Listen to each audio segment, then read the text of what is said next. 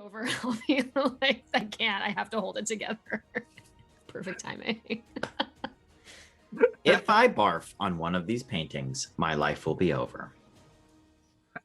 Put that on my gravestone. I'm already chiseling it in. Yeah, I know. Oh, God. How do you want to be remembered? Mm-hmm. I don't. She died the way she lived, soaked in gin. Yes. Oh, you're just like a little pickled Naomi. There you go. In a glass coffin. Yeah. In gin. Yeah, who needs and there's a just coffin? like a cup of straws right next to it. Oh, yeah. And so everyone can just come and that's cheap gin. Ooh. Oh, love that. Love this funeral. Who needs a Viking funeral when you can have a pickle funeral? I know, right? Man, that's awesome. I bet you would taste terrible. Not yeah. That's not like I'm not trying to call you out, like say you brutal, David, brutal. I'm just guessing that any body soaking in gin that you're sipping from a straw is probably going to be a bad time. I don't know. Don't underestimate the power of a good brine. You know, get some whole peppercorns in there. Get like a bunch of whole cloves of garlic, dill, a lot of dill. You know, just like go in. Yeah. I'm sorry, we're not all wearing tuxedos at Naomi's funeral. Oh my God. Walking around with drinks and glasses that aren't coming out of her coffin. Yeah. You know, I have a monocle. I'm sorry. There also will be though, like a selection of empty pickle jars with like the Vlasic label, but kind of peeling off because they've gone through the dishwasher once. And you can just grab one and like dunk it into the big jar and so you have a souvenir to take with you. You know. So just so we're clear, in the fiction of this joke now, you're no longer in a coffin. You're in a large jar. It's a humongous pickle jar. Yeah. Okay. Yeah. Was that not clear? Not entirely. Okay. We're still feeling it out. It really is clear now to me. Oh, God. And on that note, good evening, everyone, and welcome to the In Crowd. I'm your DM, Jesse Keeter. We play D&D 5e, currently focusing a bit more on story and characters than mechanics.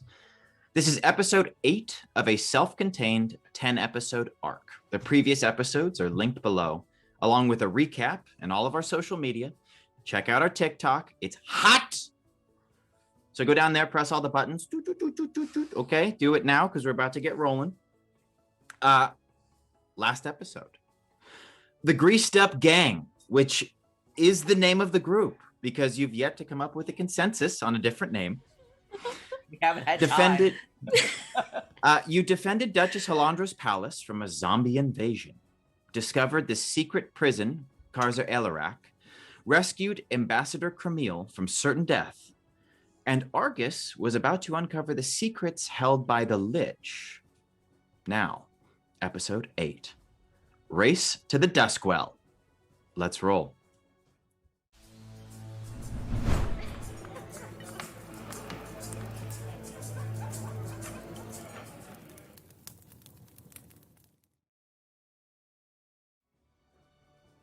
Got a shout out sub here for Steph Up Your Life. Thank you. We love you a lot. More than you know. We a lot more now? Wait, what? And you know? It's a moving ceiling. Oh, okay. We love you more. Okay, get it. Okay. There is no ceiling.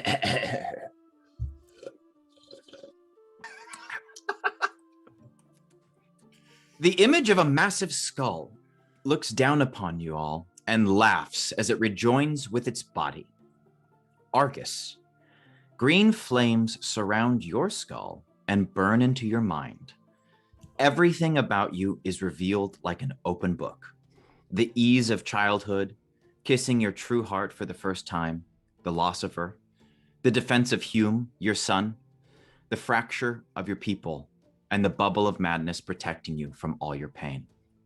It is suddenly gone. It's all seen objectively by you and the Lich. His flames burn and dig deeper into your skull through decades of wandering the wastes until you see a distinct canyon made of red layers and dry salt. Through otherworldly turns and twists, you find a city in ruin, At its heart lies an ancient well, deep and mysterious. There it is. Yes! You feel that burn in the center of your chest blow out into every organ, limb, and pore. Suddenly, there is a glimmer of light, pure as a child's laugh, innocent as your first kiss, and unbreakable as your will. A tsunami of passion roars out from your heart, extinguishing every last ember of the Lich. And like a wave crashing onto a foreign shore, you crash into the Lich's mind. Argus, due to your crit, will save, last game, you may ask and receive the answer to any one question. Would you like to know who he is, what his intentions might be, where he's come from? I would like to know how we're gonna kill it. Oh, I'm sorry. Was that a little too forward? Argus has no sense of subtext. No, it's fine. You guys, you win the game. You know his secret weaknesses. All right, let me see how I want to do this. Is it then. sunlight? Yeah, it's sunlight. And water. The secret is a single rosebud. What? Wow, that'd be really, really weird. Very poetic. Well, all right, let's see if we can fashion this into our narrative so it's not just an ask and reply here, okay? Yeah.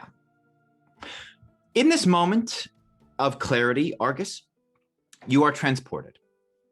And you find yourself in the body of a wizard. You are in the topmost laboratory in the tower of Horuskarn, which is fully intact. Ooh. Before you, there is a familiar raven perched atop a brass bar. Unlike the last time you saw it, however, the raven is not blighted. It is full and healthy. You'll have a moment here to poke around.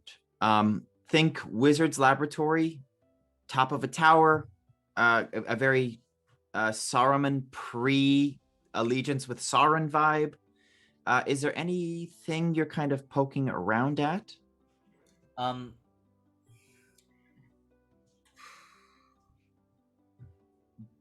I would like to know about the differences between what I observed when we were at the top of Harskarn versus now when it comes down to the foliage.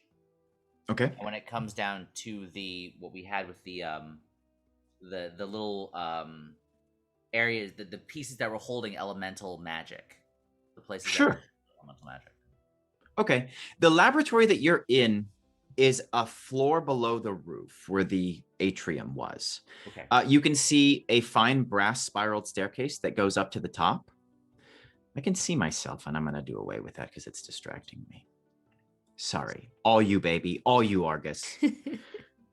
Yeah, so you can see just an open trapdoor at the top of this staircase, and you can feel the humidity as a little mist comes down. It looks like a well cared for, very vibrant plant place.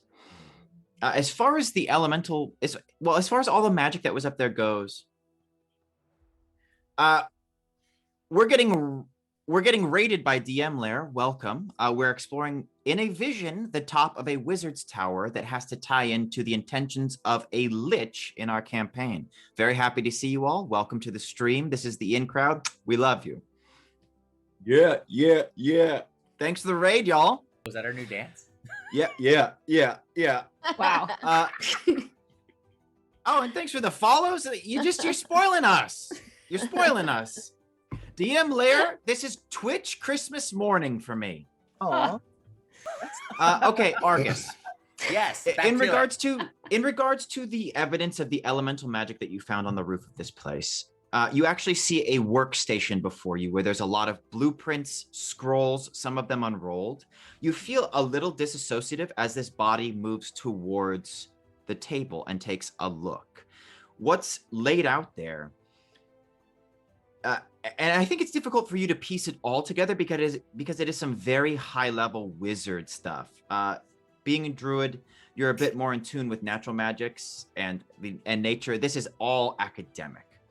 But what you piece together through the lens of this wizard's eyes is that he seems to be working on a master spell. It is near completion, and it involves bringing back together all of the separate schools of magic. Because as you know, in our world, each of the schools of magic is disconnected from the others. And so it is rare, if not impossible. I do not believe we've seen anybody in this stream who has been able to use more than one school of magic. All of your abilities are based on one school. And so the fact that the puzzle upstairs had to deal with using different schools to unlock one singular purpose, that would be the answer to that question. But as you're looking at this, through the windows, you can see that it starts to grow brighter outside. To be clear, it is daytime now, but that light is growing brighter and faster. And then it just keeps going, and you realize it is already too late. You run to the window and look outside, in time to see on the ground below a half circle of, I feel like they'd be wearing some really cool gear. It's a band of wizards. Some of them are holding spell books, other spell foci, and they have together woven a spell which is rocketing up into the air, whiting out the sky, and you realize in that moment, you're fucked. This spell pulverizes the tower, fracturing it, nuking it. And what follows are a series of flashes, and they appear to be fragments of memories. You're still in the body of the wizard. Your right hand is bound into a fist by leather, and then your arm is ripped from its socket, and with it, access to much of your power. You don't fully comprehend Argus, though it seems the wizard does, but there is some sort of magical imbuement with the arm itself that took great care and great sacrifice to create. And once it is ripped from the socket, the power goes with it. Then, a fever dream of surviving in the oubliette much longer than you should, being force-fed to extend your life as the winged terrors scream you into madness. Finally, comatose with fear, exhaustion, starvation, dehydration, sheer agony. You get the drift. Your head is sawed off, slowly, by hooded men. In the mind of Fendar Gaz Alaric, a name that now comes into your brain, you see his plan clearly. He must reassemble himself, head, body, and arm. In the moment that he comes together, all of his power will be used to return him to this plane. And in that brief window is your only chance to stop him.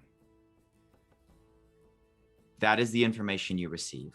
If you are able to be present when he combines, all of his power will be dedicated solely to returning, and he will be at his weakest. So there you go, Crypt Boy. Shout out to Steph for the gift subs. In exchange for this information, Argus, the Lich draws from your mind the location of his arm. It has been hidden inside the Duskwell. And then the spell is done. The torso and the skull have disappeared, and you are all standing in the oubliette. I'll give you a moment, if you'd like, to discuss amongst the party what it is you know now and what you might like to do. Throughout this, did we see Argus's eyes roll back in his head, or did this all happen in 1 second? Do you know what I mean? And there's green flames whistling out of his ears. I think the green flames really did consume his entire head. Got it. Okay. Yeah. But that goes out. On fire for a second, and then he's not, and he's whoa. Okay. Yeah. Thank you, Puck, for the bits. Once the fire extinguishes, there's a bright green flash. The Lich is gone, and Argus is returned to normal. Hot wife, thank you for the bits. Well, that was interesting. Does that happen often What happened to you? Not to me. I mean, I'm gonna be real with you. That was the worst. That's the worst hangover I've ever had. If you want to go with that, all in 1 second. Oh my goodness. Oh, he knows where it is. We need to go. We need to go right now. We need to go. Oh, hold it. What does he know? What is it? Where are we going? Okay, so we had the skull, and we just saw the body. Yeah, totally with you. He needs his arm. He needs his arm, and then he's gonna be whole. And then we have no chance. So we have to stop him. We have to stop him when he's trying to put it all together, like a puzzle. Like when he's focusing on the puzzle, we have to focus on that to stop him. He knows where his arm is. Where is he knows where the arm is. It's in the Duskwell. It's in the Duskwell. The Duskwell. You keep saying this, but I don't know what that means. Argus has been introducing himself as Argus Duskwell. Yeah. So is it in? Did you swallow? Is it in you? No, it's not. Are you the Duskwell? That's so deep, but no, that's not at all. Thank God. The Duskwell is a place. It's a place where it's a place where things happen and where things get forgotten and where things get lost. And the arm is there. I don't know how I didn't know that the arm was there. Is it close? Go now. Oh, it's not close at all. Oh no, we have a duel to get back to. I don't know if that's oof. Well, how far is it? It's in Harskarn. Boston Mortok. It's in no. I was in Harskarn. I was seeing all these things. I know how to stop him, but we got to go to Boston Mortok right now, and we have to go to the canyons, and we're gonna need a lot of water, and we're gonna need a lot of food, and it would be really great if someone knew how to do the high level transportation spell, but that's probably not gonna happen. Who here knows how to do magic? Oh, me. But wait, hang on. Is the duel on the way? We can just hide really well. To answer your question, Cremille speaks up and says, I understand that you have duties that you must attend to, but you must first return me to the palace. We forgot about... I thought you might have, actually, yes. I was actually going to send you by yourself with a message, but I suppose we should probably... By myself? Well, you're sturdy, girl. Aye, you did kill 2 zombies. That's true. I wouldn't use the word sturdy, more like just dirty right now, but sturdy works too. Let us go then. Tell me how you guys were having this conversation. What kind of energy you got going on? Exhausted as we climb out of a hole. Oh, sure. Yeah. I just mean more like I didn't really hear you whispering. Ew. I think we're just yelling in a hole. Okay, yeah, perfect. Kind of echoey. I have no volume control. So as you're climbing out and having this conversation, your yells from the hole echo and stir whatever else might lie in the deep. There is a shrill cry, then a moment of silence before it's answered by another, like baby raptors waking from their nests, hungry for greasy little mice. Oh no. Do you guys have any way? Who's got dark vision? Gnome, elf. This guy. Elf. Okay. No. As you look up, you can see on the ceiling what looks like an inverted rolling hills of velvet. And as you continue to look, those hills start to move, and from them wings unfold, and you see the upturned claws of dozens of horrors hanging from the ceiling. But I suggest we keep our voices down, At your trans words, another screeches, and several of them start to unfold and drop into the air. Okay, time to go. Time to go right now. We gotta move. Okay. Everyone, get your stuff. Get the Camille, get all your stuff. If you leave anything in the oubliette, you gotta oubliette about it. All right, let's go. Let's get out of here. Let's go. You going for speed, stealth, both? A little column A, little column B. Okay, everybody roll stealth. Yeah. Come on, give me my stealth. We're gonna average it. We're gonna give you a group stealth. Ooh. Okay. Could have been better. 26. I rolled a natural 20. Holy shit. All right, you guys, I rolled a 9. Oh shit. It's, Okay. it's happening again. Okay, so here's what happens. Argus, what did you roll? 13. Okay, and Iratran? 10. Okay, so I that's did going to it. drop you down. What I will allow is because Triss critted. Triss, if you would like to separate yourself from the group and run a little interference, it might be able to buy everybody time. Sure. Okay. You all head out across. What's the horrible name of this place? The Neverfield. You all head out across the Neverfield, jumping over the lids of oubliettes that are placed along. And Triss peels off. She manages to make some distance away from you without alerting any of the creatures before she gives up the gag. And you can see them veer off towards her, buying the other three enough time to escape. Who rolled the lowest? I think it was Naomi. Naomi, Yes, please it give was. me a... let's just go with dexterity saving throw. Oof, I'll take it. Come on, buddy. That's what I'm talking about. All right. Great. 23.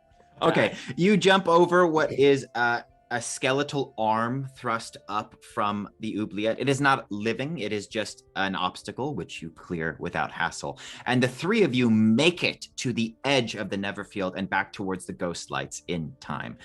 Triss, you are still in the Neverfield and you are about halfway there. But now there are several winged horrors which have been pushed away by a much larger one that is bearing down on you. Could I please get an athletics check? Fine. Okay. It's an 11. Oh no. But wait, I've got cunning action. Can't I use dash? Yes, you can. Thank you very much. I will allow you to use cunning Level action and two. bring that Level up. two. Level two. Level Level two. 2. I will allow you to Only bring took that 7 up weeks to get there. We're good. God. to a full success. Triss, you put on a burst of speed as this claw-shaped, gigantic horror with large leathery wings swoops down to grab you. You roll underneath the ghost lights just in time, though the creature does not turn away from them as you expected. As it is about to lift you off the ground, one of the stone golems that you saw protecting the prison earlier simply snatches it out of the air, grabs it by the base of each wing, and rips the creature in half, Holy shit. tossing it back into the Neverfield. Without even looking at you, the stone golem turns and resumes its post. Thanks. You've made it out of the Neverfield. Wow. Hooray, that was close. Yeah, just little bit close. That was some great dodging and ducking and diving and dodging that you did over there. Yeah, Chris. That was yeah, pretty yeah. Feels suddenly a little more, good with that stuff. Out of nowhere. Yeah, I didn't know you could parkour, but obviously I didn't either. I thought that was a learning. Suddenly, skill. I was Obviously just wasn't. parkouring. Came out of nowhere, really. We have to find that. We have to find the arm. We have to find the arm. He's got 2 pieces of the 3. We have to find the arm. We have to find more magic, and we have to get over to we have to get to the arm. We have to get to the arm now. We have to get to the arm, I hear. Okay, I can But start first- taking you guys back that direction if you'd like to. Well, let's get out of here, yeah? What about Cremille? She was with the group. I allowed your guys' stealth rolls to carry her with you. She sprinted with you. She's terrified. So is she Oh, you coming mean to what get... to do with her? But Mhm. is she can we drop her off on the way to the She is- Duskwell? Is it We're gonna. She's need more adamant. In fact, I will give you what she says. She looks right at you, Beatrice, and says, when you guys are discussing the can't we just let her out on her own? She says, I remember the walk up this mountain. It was treacherous and dangerous, and I, at that time, at the very least, had the protection of a horrible, horrible necromancer. But I refuse to be turned out on my own to deal with this situation as I would. Beatrice, it is because of you that I am in this predicament, and I task you, on your family's honor, to at the very least return me to the doorstep of the palace. Well, All she's right, a look, little extra, isn't she? I can do that, and then maybe I can get a horse and catch up with the rest of you. Yeah, there'll be time for that. To be clear, there is going to be a time crunch, but it will not be handled without your input. There will be several moments in which you will have control over how fast the party moves, and I'll clue you in. You'll have several opportunities to improve your chances of reaching the Duskwell. The only way to also defeat this evil is going to be bringing together schools of magic. We need more magic. Remember how it got released when we placed the magic in the bowls? We need more magic in order to pull the creature apart. Well, I'm not touching anything. Last time I touched something, I broke a flower and unleashed all of this. You fucked it hard. You sure did. Yep. That's the blunt way of saying it. That's what the French say. So we're gonna need to figure out how to get some more magic here. We're gonna need that. Maybe we should all go back to the palace and probably recruit some people. I can do transmutation. Naomi, what kind of magic do you have? Illusion. So we're gonna definitely need conjuration. We're gonna need divination. Eston seemed to have a handle on at least one corner of it, but I don't. That guy. Does anybody have magic missile? Say what? To be clear, Argus, what you saw seemed to be, and I guess you could use it to your advantage to remedy the situation, but the spell, the master spell that you saw, seemed to be a way or a line of thinking in which the Lich might have obtained Lichhood.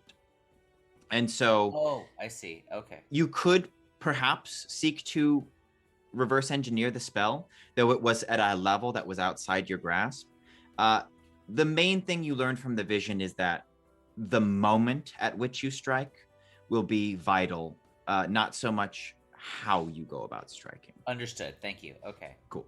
We need to be there before we can reattach his right arm. That's where all of his power comes from.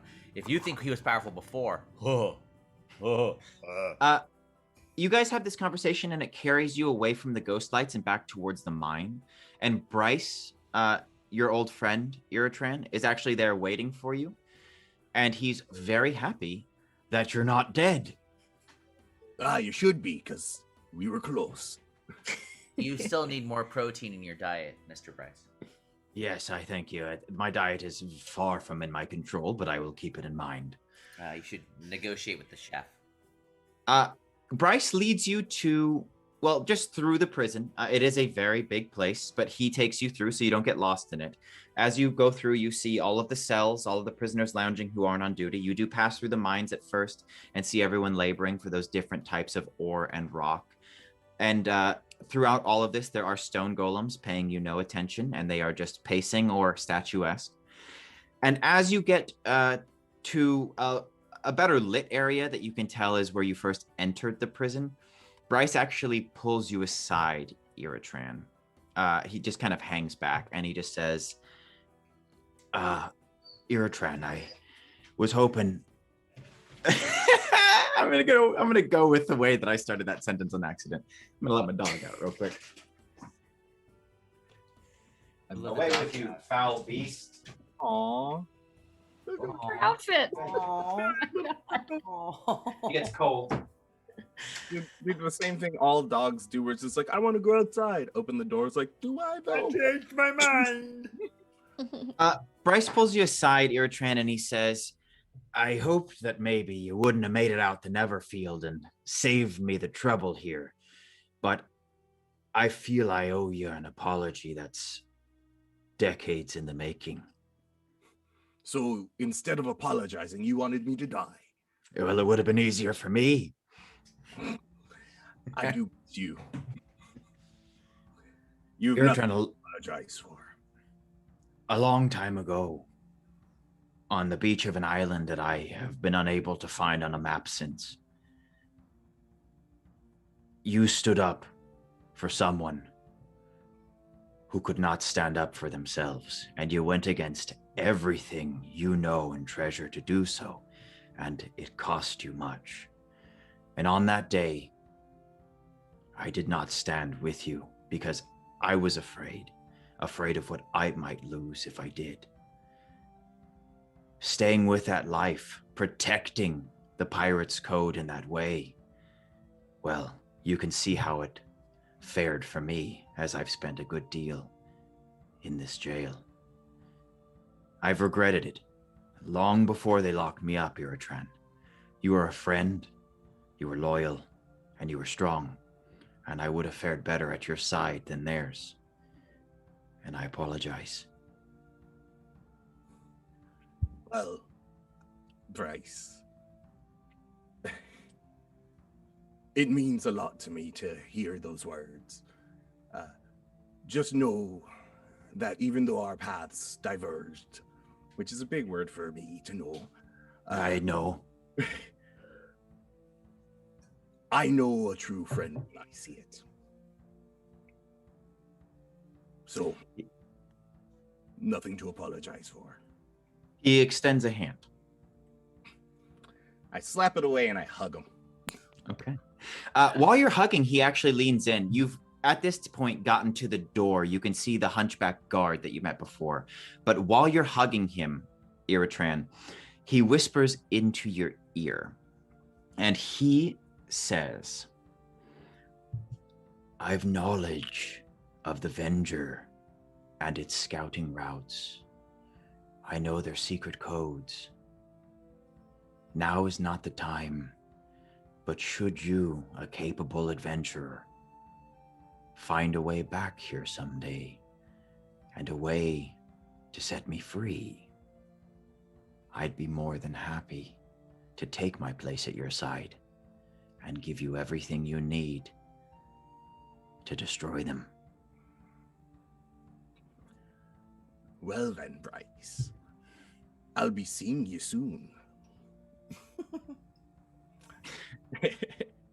Bryce nods and walks back into the prison. The hunchback says, "Oh, welcome back. I didn't think you'd be coming this way anymore." Oh, it was a great show, so afterwards we just decided to leave. Okay.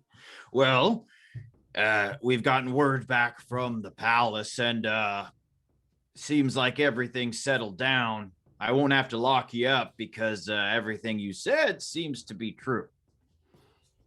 That's all of it was very, very true and correct. And we've got to get to the next gig though. We're really on a tight schedule. So always great to meet a fan.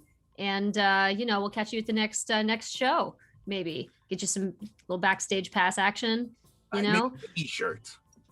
He opens the door and he says, "Okay, bye."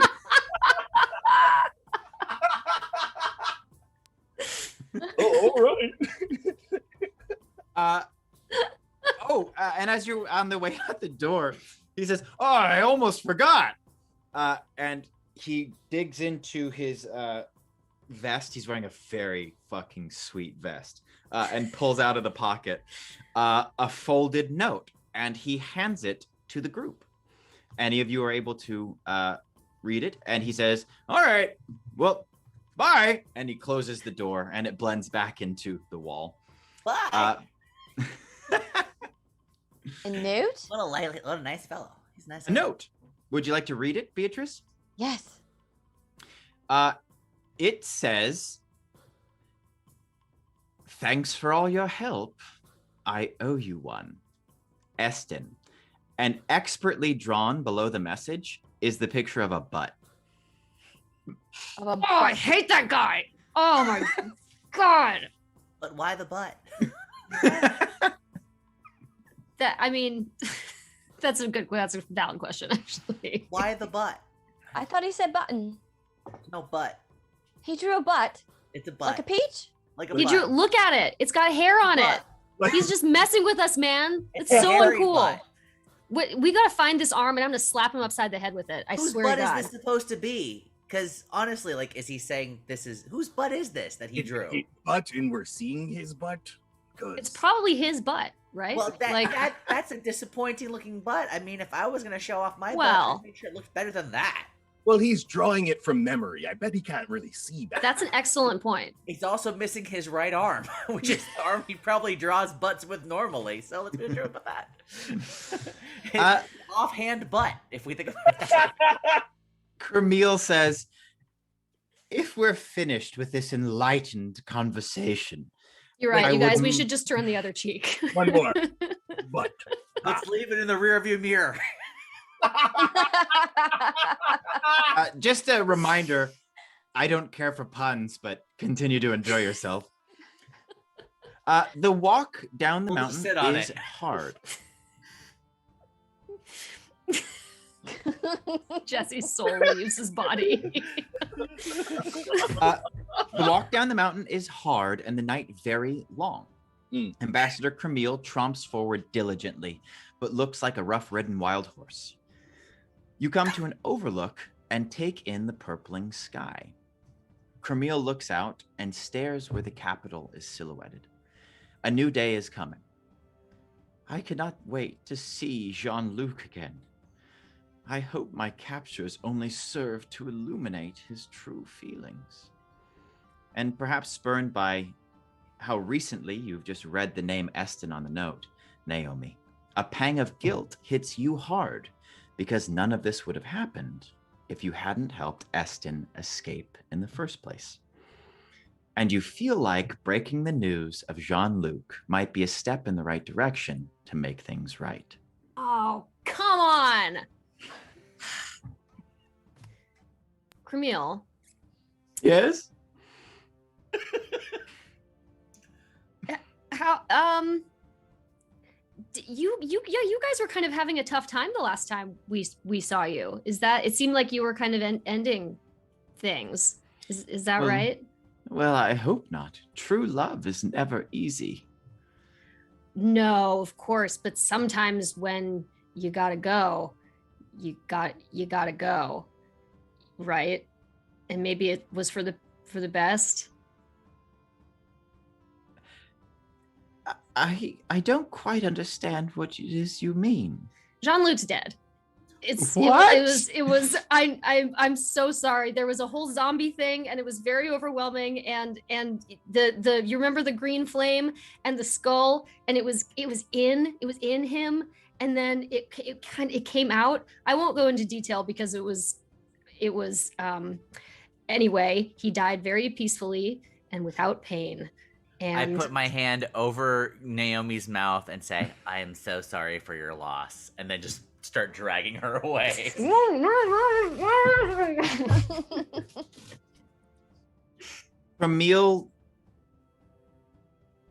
Camille walks to the edge of the overlook, and her eyes go from the horizon down into the valley below, and she stands there for a moment in silence. I go behind her to make sure she doesn't jump. Okay. There's a moment of indecision in which you are fairly certain that is a consideration. When she turns back to the party, however, her face is streaked with tears and she says, well, I suppose we should return to the palace now. I'm so sorry. I tried to save him, but I couldn't. Yes. You tried many things. None of them seemed to have been successful. You're right. We will get you back safe, though, I promise. Good. I can't wait. He did, as he was dying, say to tell Camille that I love her. She has a moment of fighting what appears to be a big emotional kind of gut punch. And she nods and says, "Thank you," and starts to walk down the path. Your journey down the mountain with the sun rising just barely over some of the mountains in the distance is easier on this side of the overlook. When you get down to the palace, Cremille disappears inside with only a look over her shoulder and a wave. So there is Gustav's duel, which you mentioned, and there's also a need to ensure fast travel. Horses, I believe, were brought up. I think that we could do these both. I think that we could split the group here. Beatrice, I take it you're going to want to be at the duel. Yes. I figured. I mean, really, it doesn't. I don't have to. Oh, yeah, okay. Yeah, we believe that. If we speak God, I guess. Naomi. Obviously, your button. Okay. Naomi can talk to animals. Argus likes nature. Do you two want to go do horses? And then Iratran can. Yeah. Iratran likes people fighting. You know, you want to go to. Okay. Let's get Naomi and Argus then to go get horses. And then we'll do Triss and Iratran at the duel. All right. Beatrice and Iratran. Grogging nobles, their servants, and a troop of guards circle the tea garden. 2 men from 2 great houses stand apart from each other. Buttonberg and Cumberbutt. The Duchess, Halandra Ertain, and your mother, Beatrice, Baroness Onan, sit in the Duchess's viewing box. A speaker steps forward and says, "The terms to the victor, the privilege of marriage to Lady Beatrice of House Onan. Victory is determined by who is left standing. Mercy or death is ruled by their blade." With that, a hush falls over the crowd as the 2 men take their place. When Botten walks towards his, you can see that he is still drunk. He actually has trouble finding his rapier and realizes that it's not even belted to him. Gustav stands across, head held high, and draws his rapier with an expert flourish. Pretty subtle, too. It's not even that flashy. You could just see this dude could chop stuff up. It's pretty clear how this is going to turn out.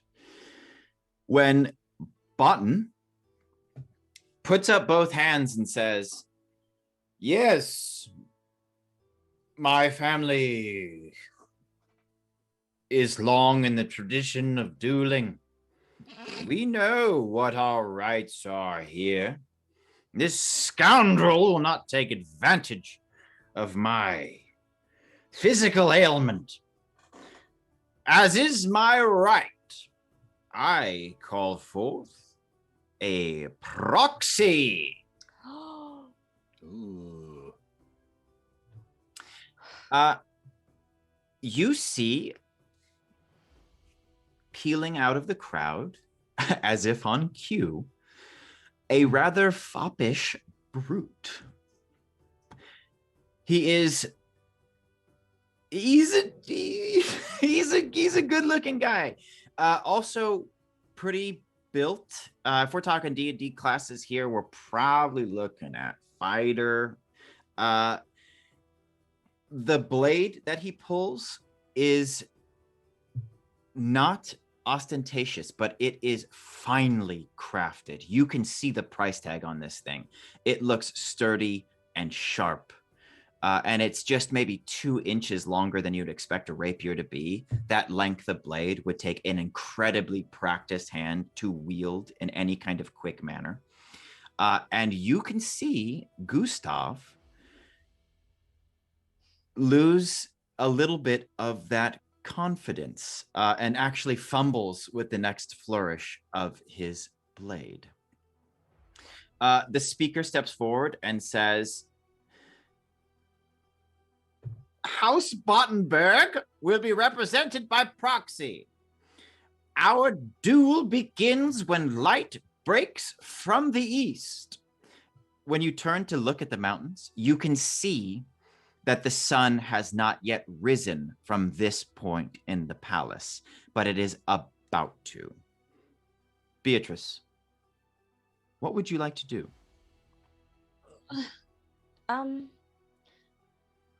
How close am I to Gustav? In earshot?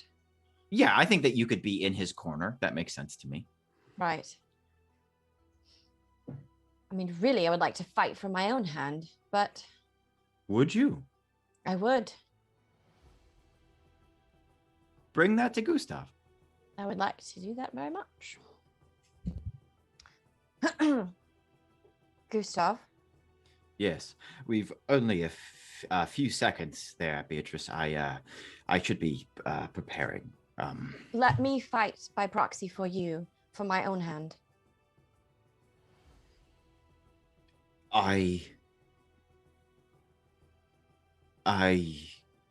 What?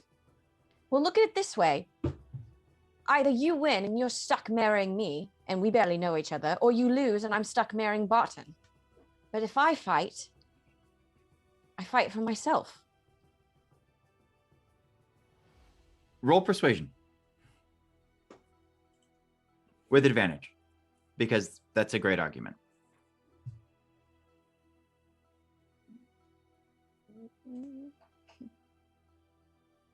21. I saw that 13 pop up on the first one. He actually relaxes. Yeah, he actually relaxes because he says,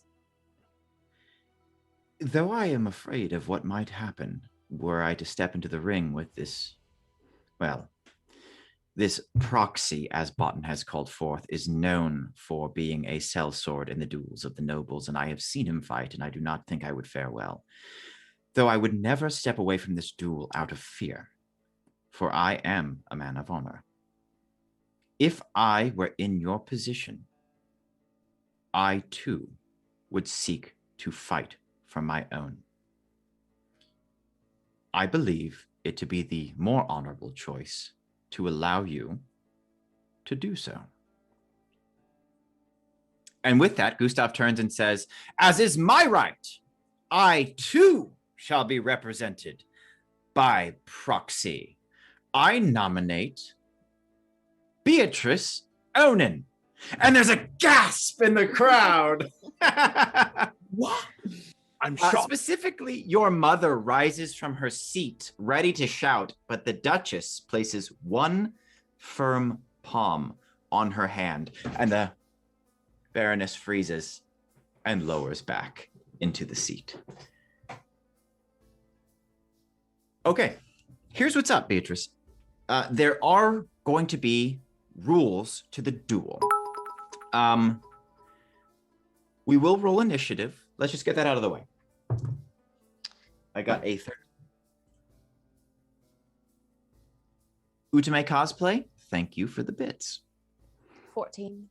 Excellent. You beat me by 1. Okay, we're going to refer to this fellow as the brutish fop. He's actually wearing like a Phantom of the Opera mask, as though that makes him anonymous.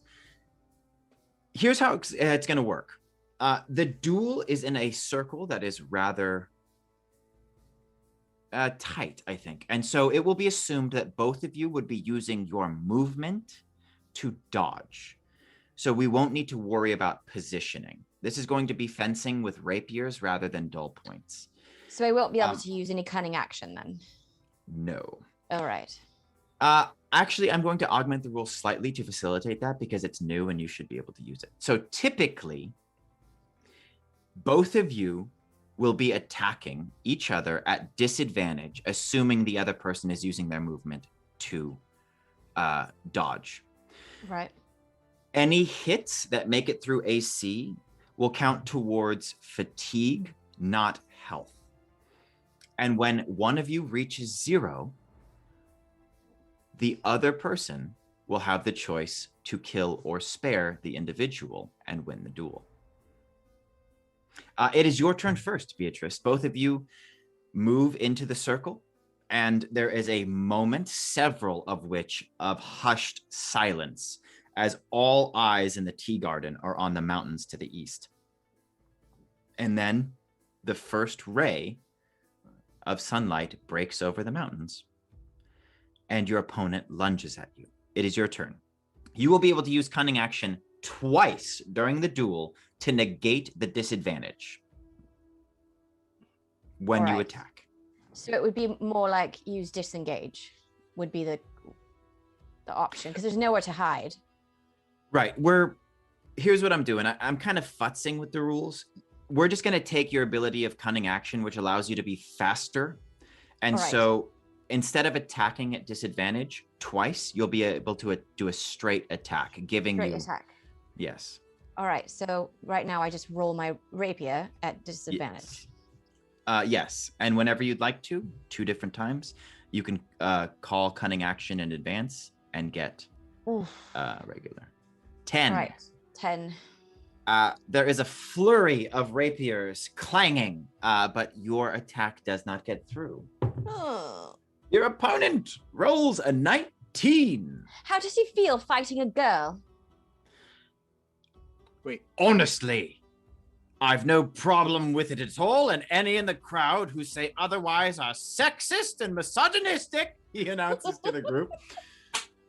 For all you need to wield a sword is the desire to do so.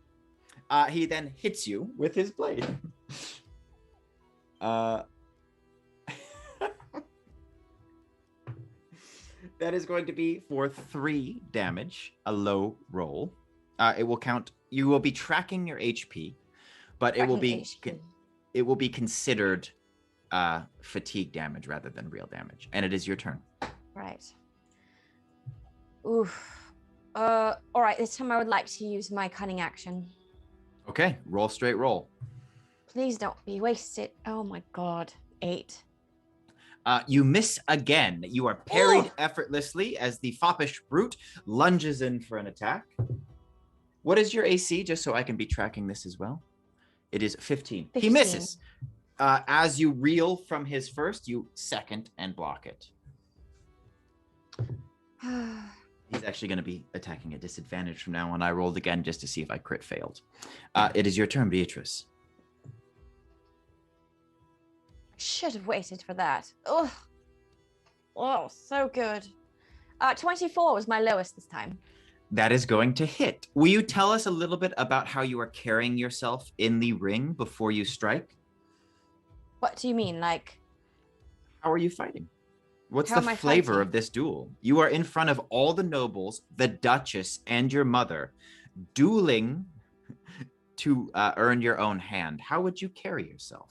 I think everything is incredibly focused. I grew up practicing shutting everything around me out. And with all of my time with Jer, sneaking off into the city and all of the stuff that we got into, he really worked with me to shut all noise out. And I really just see this opponent in front of me and all the points on his body that I could hit almost mechanically. And so when I do land a hit, it's like, it's similar to archery. When you hit a bullseye, it feels very good and very right. And that's all I hear and all I see. Beautiful. Roll your damage.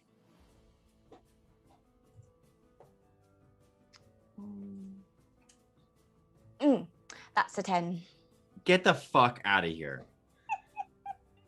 Okay. You do not land the blow. At the last moment, the foppish brute dips back and catches the blade. But in doing so, you can see that he's just twisted his back in a way that's going to have repercussions.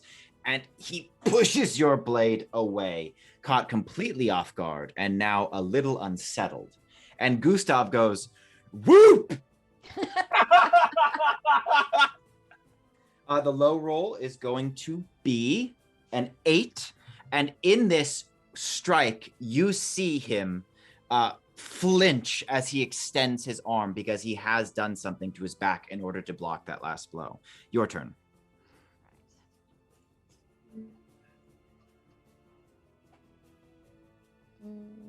I don't think it's going to work this time. Yeah, 12. Not quite. He parries again and lunges. Denied crit. 14 to hit, so he misses as well. At the top of this duel, the foppish brute was dancing around you, causing quite a stir. I think that's why that you missed as many as your opening blows as you did, and the crowd was cheering. But it's gotten quite silent now because his footwork has slowed and he's much more grounded, relying more upon his blade now than his body, as that seems to be betraying him. Right. I'm glad you're not taking it easy on me. Yes. And he says quietly, I'd appreciate if you'd take it easy on me. Look, it is your if turn. you see the person that they want me to marry that you're defending, what would you do? I'd take his money and fight you. All right, I'm gonna go with my last cunning action. Okay.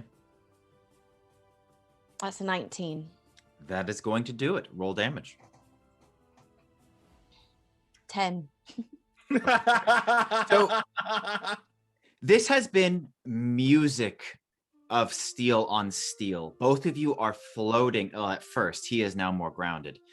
He's gone from airbending to earthbending. But there's just this song of steel. Everyone in the courtyard is wrapped around it, and it's just clang, clang, clang, clang, clang, clang, clang, clang, clang, clang. And then suddenly Beatrice finds an opening, and like that description she gave, the bullseye presents itself, and she makes it through his defenses. What kind of blow would you like to deal, Beatrice? This is going to hit. You mean where would I like to hit him? It is more a question of this. At the beginning of the duel, it was said that the victor chose the conditions. And so you are able to land a touch and end the duel. You may land a strike and break the flesh, or you could go for a killing blow in this moment. You've dealt enough damage to drop him below 0, far below. And so I leave it up to you. How would you like to end the duel? Well, look, he reminds me of somebody I would have ran the streets with Jer, and so I kind of like him. I have respect for him, so I think I just do a touch out of respect in recognition of somebody I recognize. Sure. The foppish brute is a professional dueler, and the moment your blade taps his chest, he stops, steps backwards, and in great pain bows to you and says, if you'll excuse me, I'm going to go and find an ice pack. And he turns and walks right out of the circle. And Botan says, ludicrous!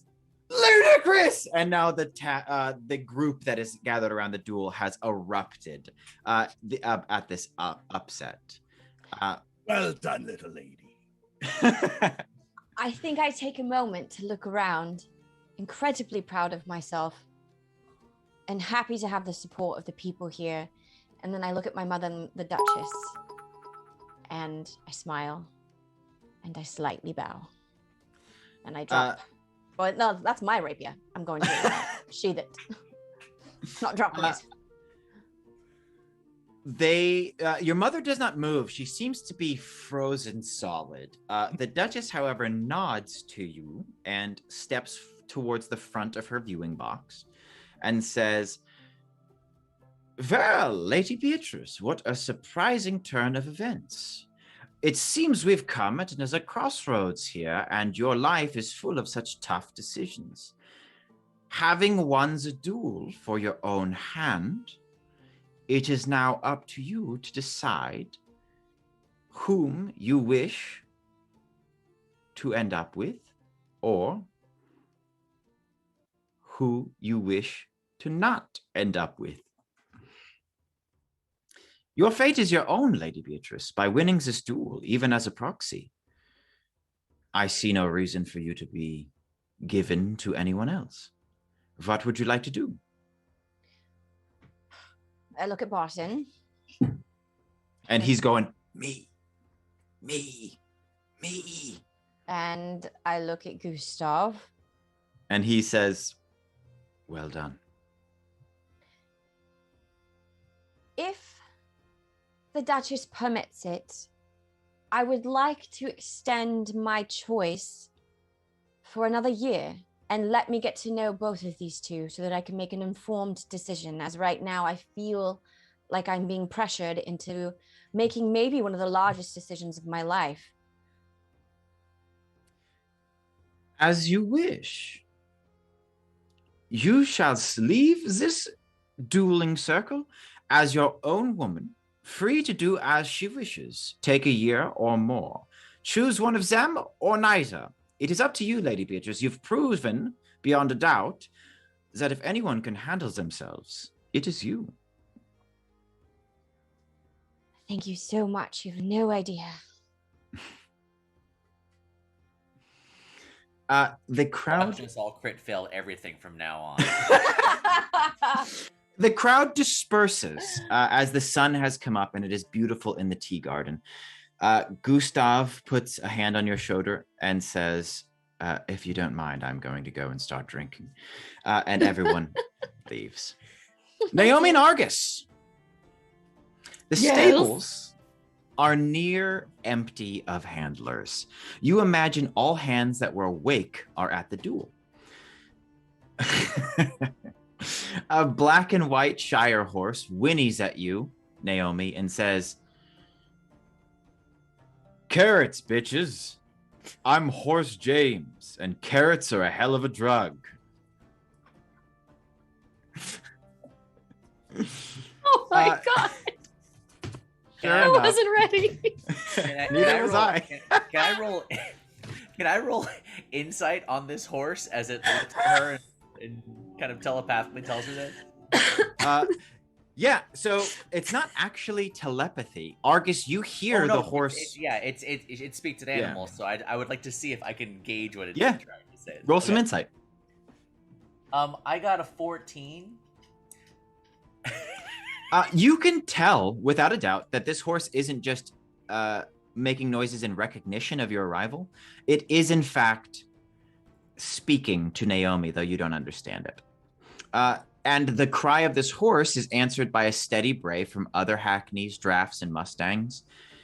One of them, Naomi, says, carrots? I'm for apples, personally. You hear they come in green now?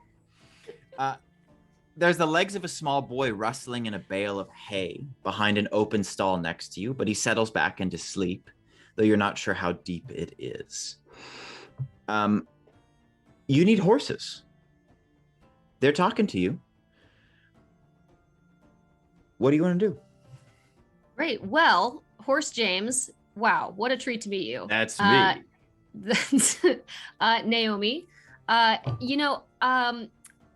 friends and I we're in a pickle. We're going to be taking a little jaunt, and we would love it if we could travel with the fleetness that you and your friends could provide. With we need to make all haste. And what do you think? Are you up for a trip? How are you feeling about this? Me personally? Sure. No. Yeah. No. Okay. But as you're looking at Horse James, you see that he is an older horse. He says, I do, however, know my companions very well, and perhaps I could help you find the horses that you need. Oh, outstanding. What kind of journey did you say? How short is it going to be? I would not say it will be long, I think. Argus, is this going to be a long one? You said it's the Duskwell's far away. Oh yeah. Yeah. Okay. Sure. So, we're looking really for endurance. I gather there's a desert component. Argus, is that there's a desert? Yeah. So, like an Arabian would be a great situation for that. They're long distance. They're, I don't know. What do you got? With what you are asking, give me a roll. Let's make it animal handling.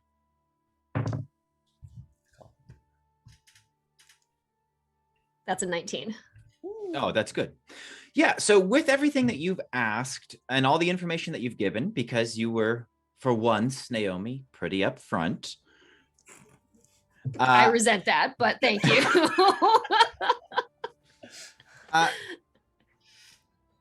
Horse James is able to point you in the direction of several different horses. They're all much younger. He cautions you that they'll be,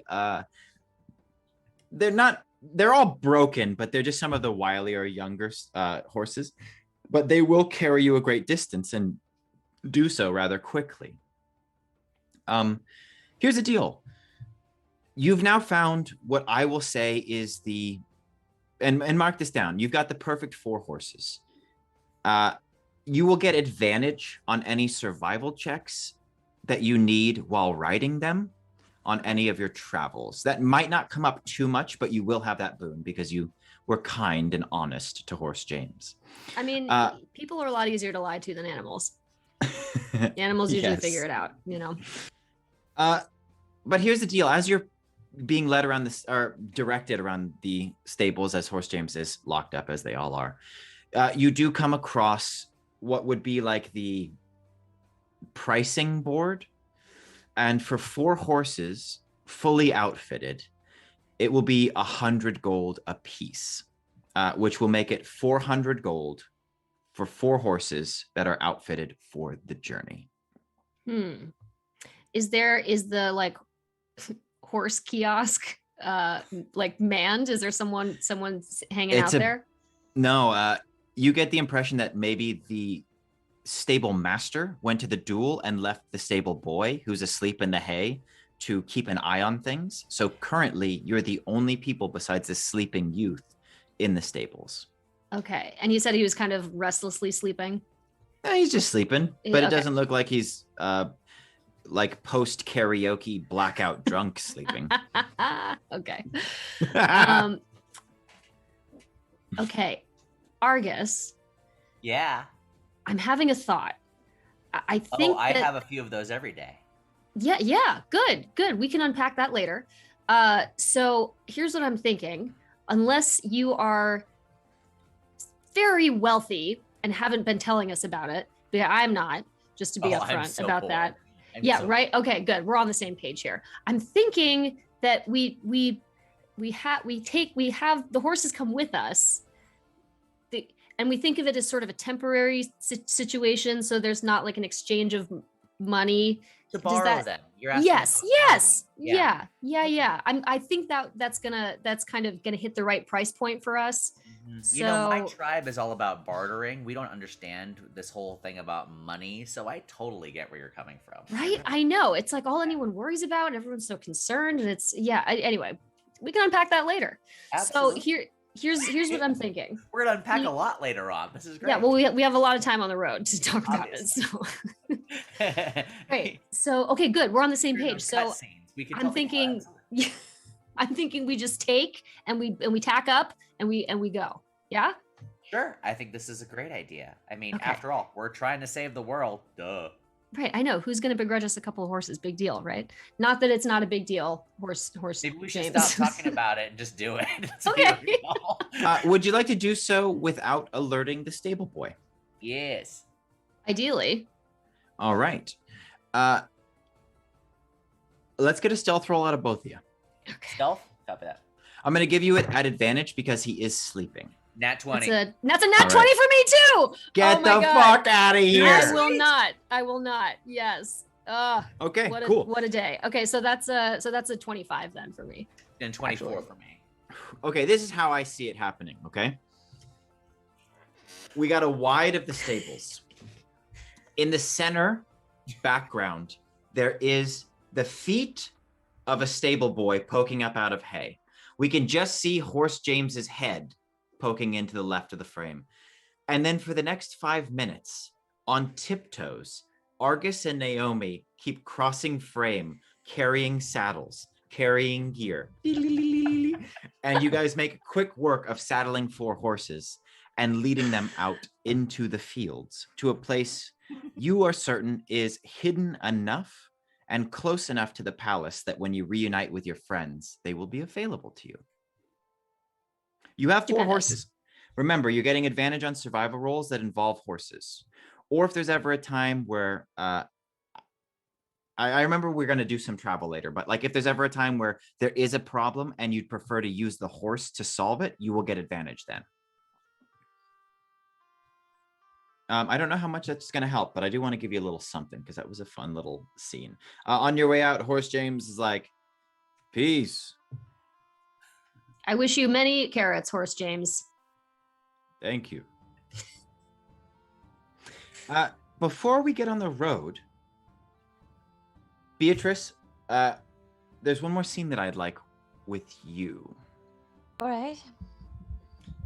Unless I'm wrong, I believe it to be your plan to leave immediately on another adventure. Yes, unless there's a way I could wash up a little bit, but yes. You would have time after the duel as everything settles down, because you would also need to be killing a little bit of time for Naomi and Argus to have time to do what they do. So let's just figure everybody gets a short rest, and you are able to wash up, Beatrice. All right, and I get my your health that was expended during that duel is not a problem anymore. It was fatigue points, so you're at full HP.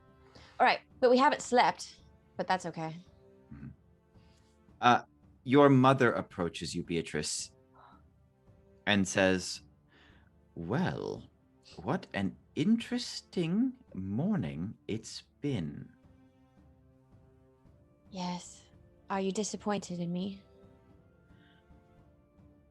I don't think so. I expected to be, but whatever you did, the Duchess is very pleased. I might say excited about the way things turned, and she knows that people will be talking about it for days, if not weeks to come, and for her, that is a success, which means for us and our family, it is a success. All right. Look, I know things have always been done a certain way, but I think there is value sometimes in changing things. And, well, I don't want to marry someone I don't love. I just don't. And the only way I could think to do that was to fight my way to that conclusion. It's not that I dislike, well, I kind of dislike Barton, but I don't dislike Gustav, but I don't know him. So I'm not saying I will never marry. It's just for right now I don't want to. I've got too many other things I want to do.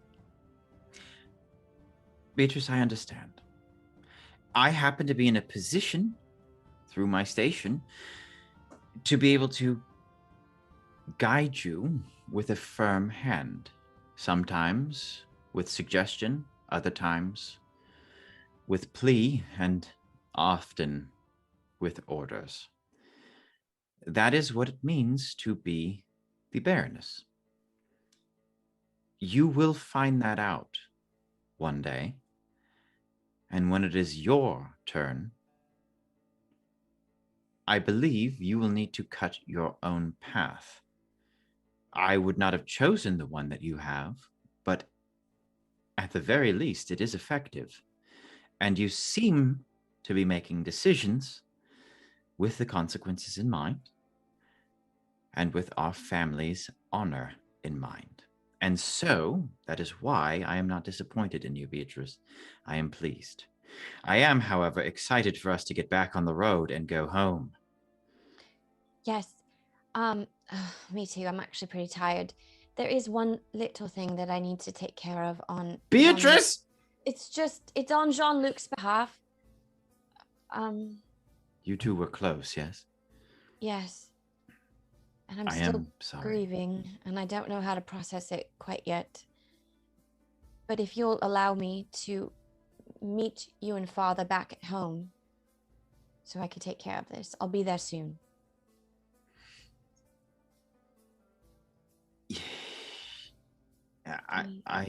Yes, after this morning, I don't know that I'm necessarily in a position to stop you. I would ask that you arrange travel, if on our credit. Just please do not walk home. Hire a carriage, Beatrice. When I saw you in the streets upon my arrival, I almost didn't recognize you. You looked a mess. Really? That's excellent. What? I mean, it was a hard day. It was I didn't get a lot of sleep, and there was lots of mud in the streets that was being splashed all over me, and I did have a good time though. I enjoyed myself. Really wasn't that bad, so don't worry about me. And yes, I'll get travel home, I promise. I'll have a horse or a carriage. I'll have something. Okay. I am proud of you, Beatrice. That means a lot. And I kiss her on the cheek. And she kisses you on the cheek. Okay. Star Wars transition. The highway runs proudly across the land. It's well packed, trenched on both sides to drain rainfall, and signs pop up every 10 miles to instruct distance, campgrounds, and fast food carts. The flat fields are broken by trees, distant farms, or wild horses galloping toward the horizon. In 2 days, you arrive at Erdecoa. It's a balmy morning, with merchants and tradesmen crowding the central market. You let your horses drink from the central fountain. Then, like a mirage across the sprinkling water caps, the face of a young wild elf becomes apparent. He smiles broadly and leaves his cart. Argus, you recognize your son, Hume, as he approaches you with open arms. Oh, I embrace the fuck out of him. And he is incredibly happy to see you. How long has it been, Father? I don't even know. I don't know how long it's actually been since I've... And then I pause for a second and realize that the vision that I constantly see in my brain that's always next to me isn't there anymore. And instead I'm staring at my son. And I do this. It's been so long. He hugs you again and he says, every day I've spent my morning facing the sun as it rises and thinking on you, Father, and hoping for your well-being and praying you will be alive so that I might see you one day. You are so... Look at you. You are so... You are so here. I am. I've been in Erdecoa all this time. I had heard from I ran into Marizoka. I don't like her, by the way, anymore. Just wanted to say that out loud. I don't like her anymore. I did for a while, not so much anymore. And I ran into her and she'd said you'd been traveling amongst the humans. I did not expect to see you on this road. What are you doing now? Look at you. You're a man of work. You have a cart all of your own. How good looking is the cart? Is it a good cart? Is it a crappy cart? It's actually a decent cart. Okay, good. I got a good cart. Look at you. My son, the entrepreneur. Whatever that word means. He says, Father, I can only imagine what Marizoka would have had to say about me. I allow me to speak on her behalf. Any distaste she had when remembering our time together was merited. When we first came to this place, I did lose myself to the ways of the humans. I lived in excess. I was not responsible. And I put us in a position in which she needed to pursue a less than honorable path in order for us to make ends meet. It was because of me that Marizoka has left and rejoined the tribes. I have not seen her since, but I do not look upon our time together as anything less than... Well, I don't believe that she's gone to rejoin the tribes, if that's what you think she went to. Where is she? Last I saw her, she was traveling amongst a bunch of other, we'll call them adventurers, just to be nice, as part of their hired muscle. In fact, we ran into her on a road, and she told me some very, very painful things about what has been going on in the tribes since my leaving. Yes. But listen, son. I don't hold any of that against you. It is our responsibility in life to find our own paths. And at that time, with you and her, that was the path that was to be taken. Regardless of what happened afterwards, every path ends at either the end of a road, a cliff, a waterfall, possibly a big pile of shit. It doesn't matter. The bottom line is that every path continues, and I'm very proud of you. Look at you. You have a cart. And it's a nice cart. It's a nice cart. Father, I hear what you're saying, and I have taken your messages and your teaching with me through my entire life. And while I did waste my first years here in Erdekoa, I have taken your lesson of finding my own path. With my dealings with the humans, I've been able to ingratiate myself with the leadership in this town.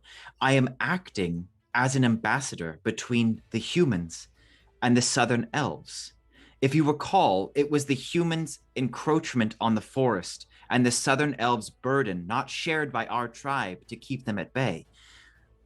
With the humans' help and me as a medium, I'm seeking to create a new truce.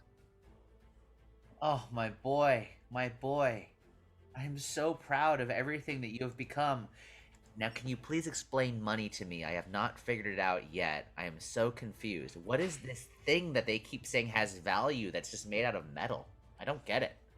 It is a concept designed to keep those without power for as long as possible.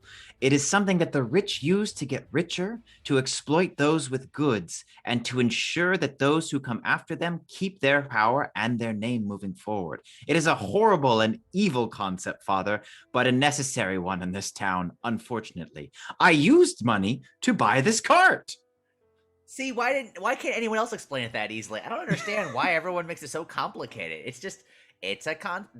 Thank you for explaining to me in 1.5 minutes the things that the other elves and folks that I travel with could not in any way even comprehend. You are my son. I'm so proud of you. And what do you sell in this cart? What is your good of choice? He actually opens it up, and you can see that there's a lot of like scrolls. What's the word that I'm looking for? It's like emergency supplies. There's food, there's medicine, and he says, I use it to bring gifts from Erdekoa to the tribes of the Southern Elves. It is with these offerings that we've been able to establish a more frequent communication.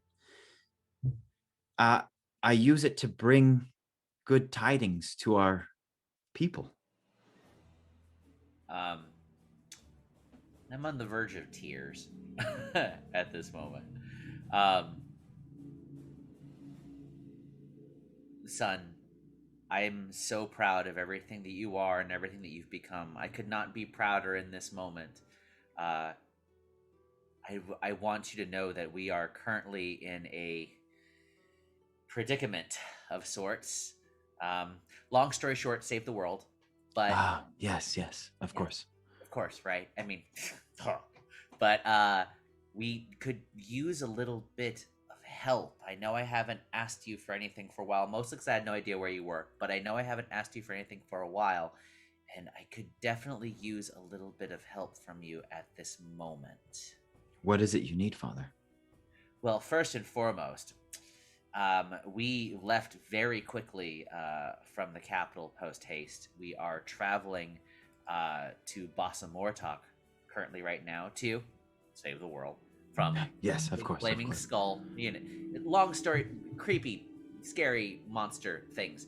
But we could definitely use a few extra supplies if there's any way you could possibly spare something, specifically medicines, anything that might potentially help us in terms of tinders and rations, anything to get us there. We're going to be traveling very quickly in a little bit of a rush. Anything that might help us out. Sure. Here's what we'll say. So I think that the afternoon is good. Argus, you and Hume connect. He puts no pressure on you to detract you from your quest and makes it clear that he too is expected in the southern forest to deliver these goods. And part of solidifying this treaty has been reliability has been a big part of it. So he too will need to leave on his quest. But he has a home in town. It is small, but it is very clean and very nice. All of you will be able to get a long rest if you so choose. He will refill your supplies in an abstract sense, giving you tinder, rations, etc. And he will supply each of you with one medical kit. Is that what they're called? That allows you to stabilize somebody without a roll? Yeah, we're going to go with that. He will give each of you a medical kit and refurbish everybody's supplies.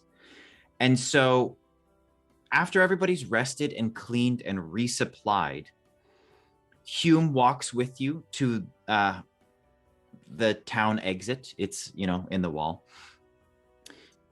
And I'm just going to double check. I don't want to miss anything because we're about to leave Hume. Yeah, he just says, Father, everything I've been able to achieve, everything about me,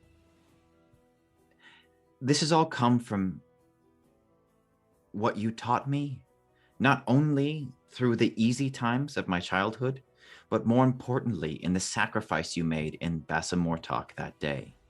I know it wasn't easy, and I know that you gave up what I assume was your entire life to ensure that I could find something as simple and fulfilling as love. And so just know, as you set out to save the world again, for you've saved mine many times, my thoughts and my heart goes with you. And if, when you finish, you would like to meet me here in Erdekoa, perhaps we could spend more time together. I would love to hear about where you've been. It's mostly desert, but that's okay. I place my hand on his chest and I say, any sacrifice for love is worth it. And all the years of suffering are worth seeing you smile today. Will you be traveling to the southern tribes? Are you traveling to our tribe? Will Jackin be there? We've had tepid relations with some of the tribes of the north. Getting through to the southern elves has been incredibly difficult, but we are now working mostly through correspondence. Jackin and I are trying to find a way to get everyone in the same room again. If it will help, and you seem like you're much smarter at negotiations than potentially I ever was. Look how I fucked everything up.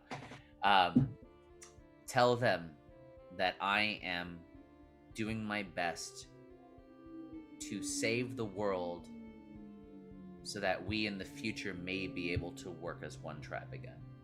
Perhaps it will ease the tensions a little bit between the tribes. I will let them know. He gives you one more hug. You have a cart. I have a nice cart. You have a great cart with supplies.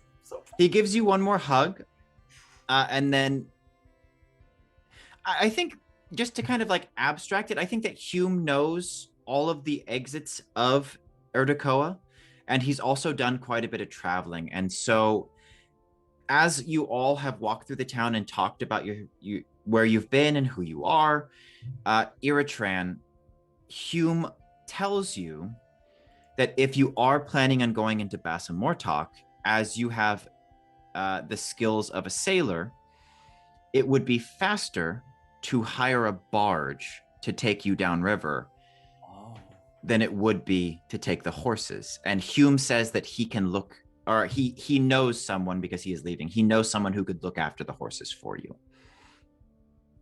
Well, that seems very convenient. Thank you.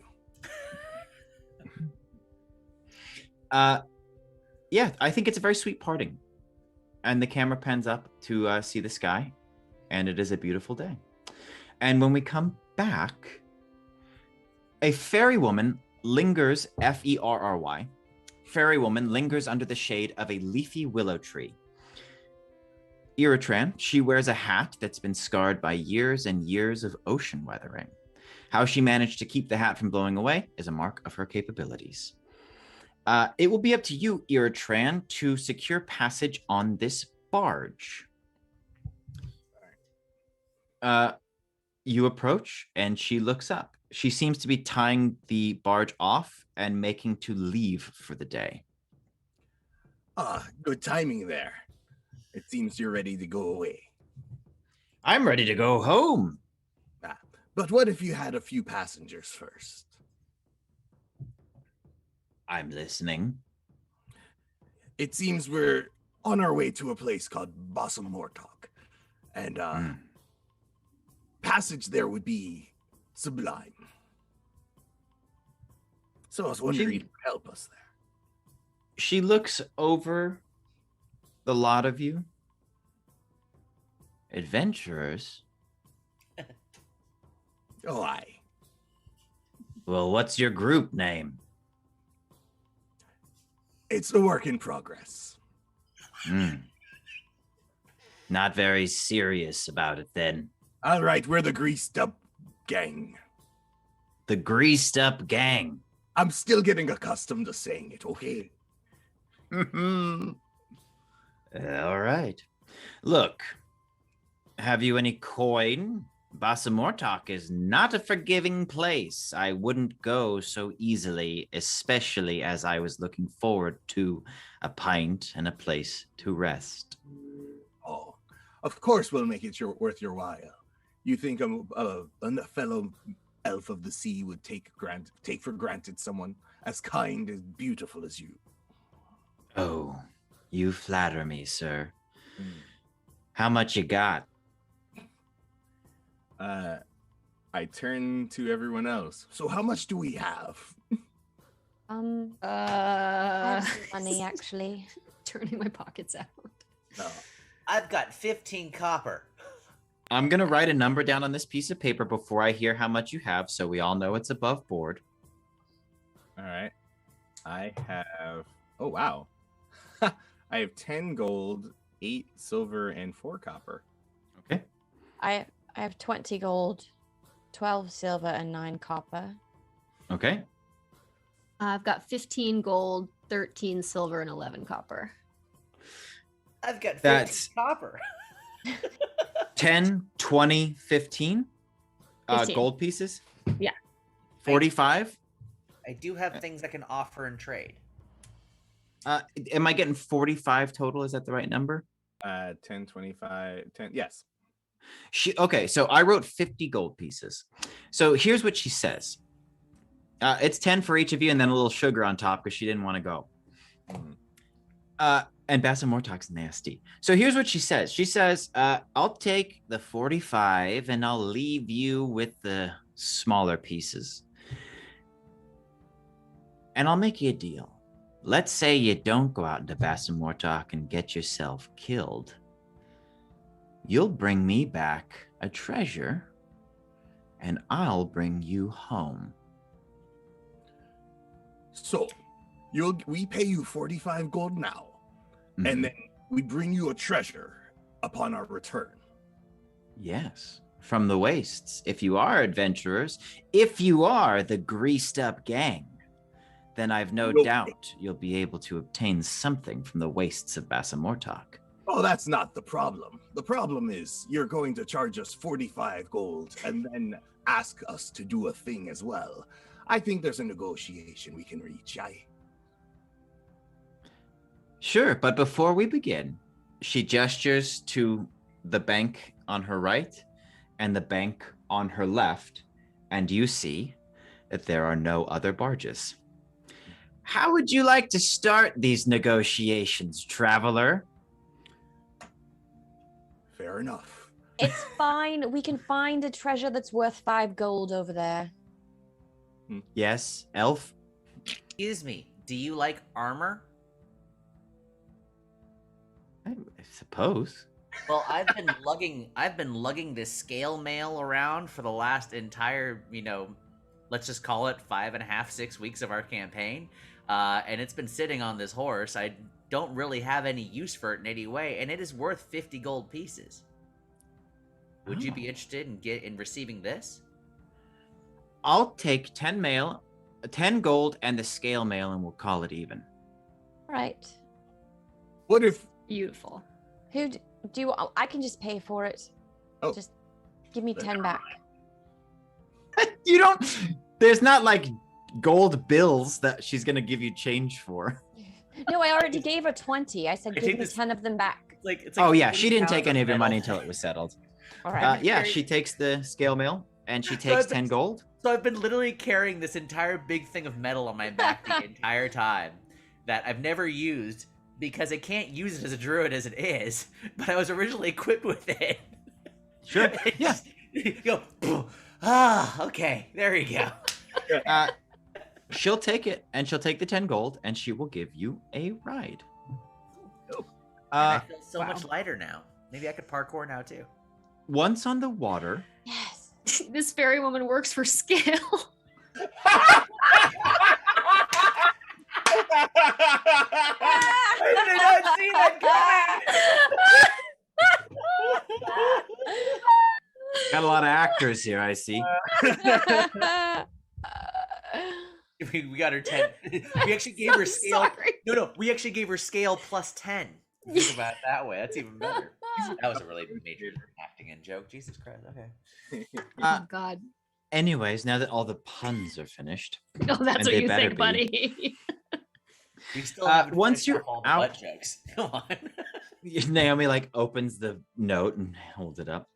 Once you're on the water, you travel south and east. You do end up backtracking a little bit because the river does wind, but you do realize that on the water you are gaining ground.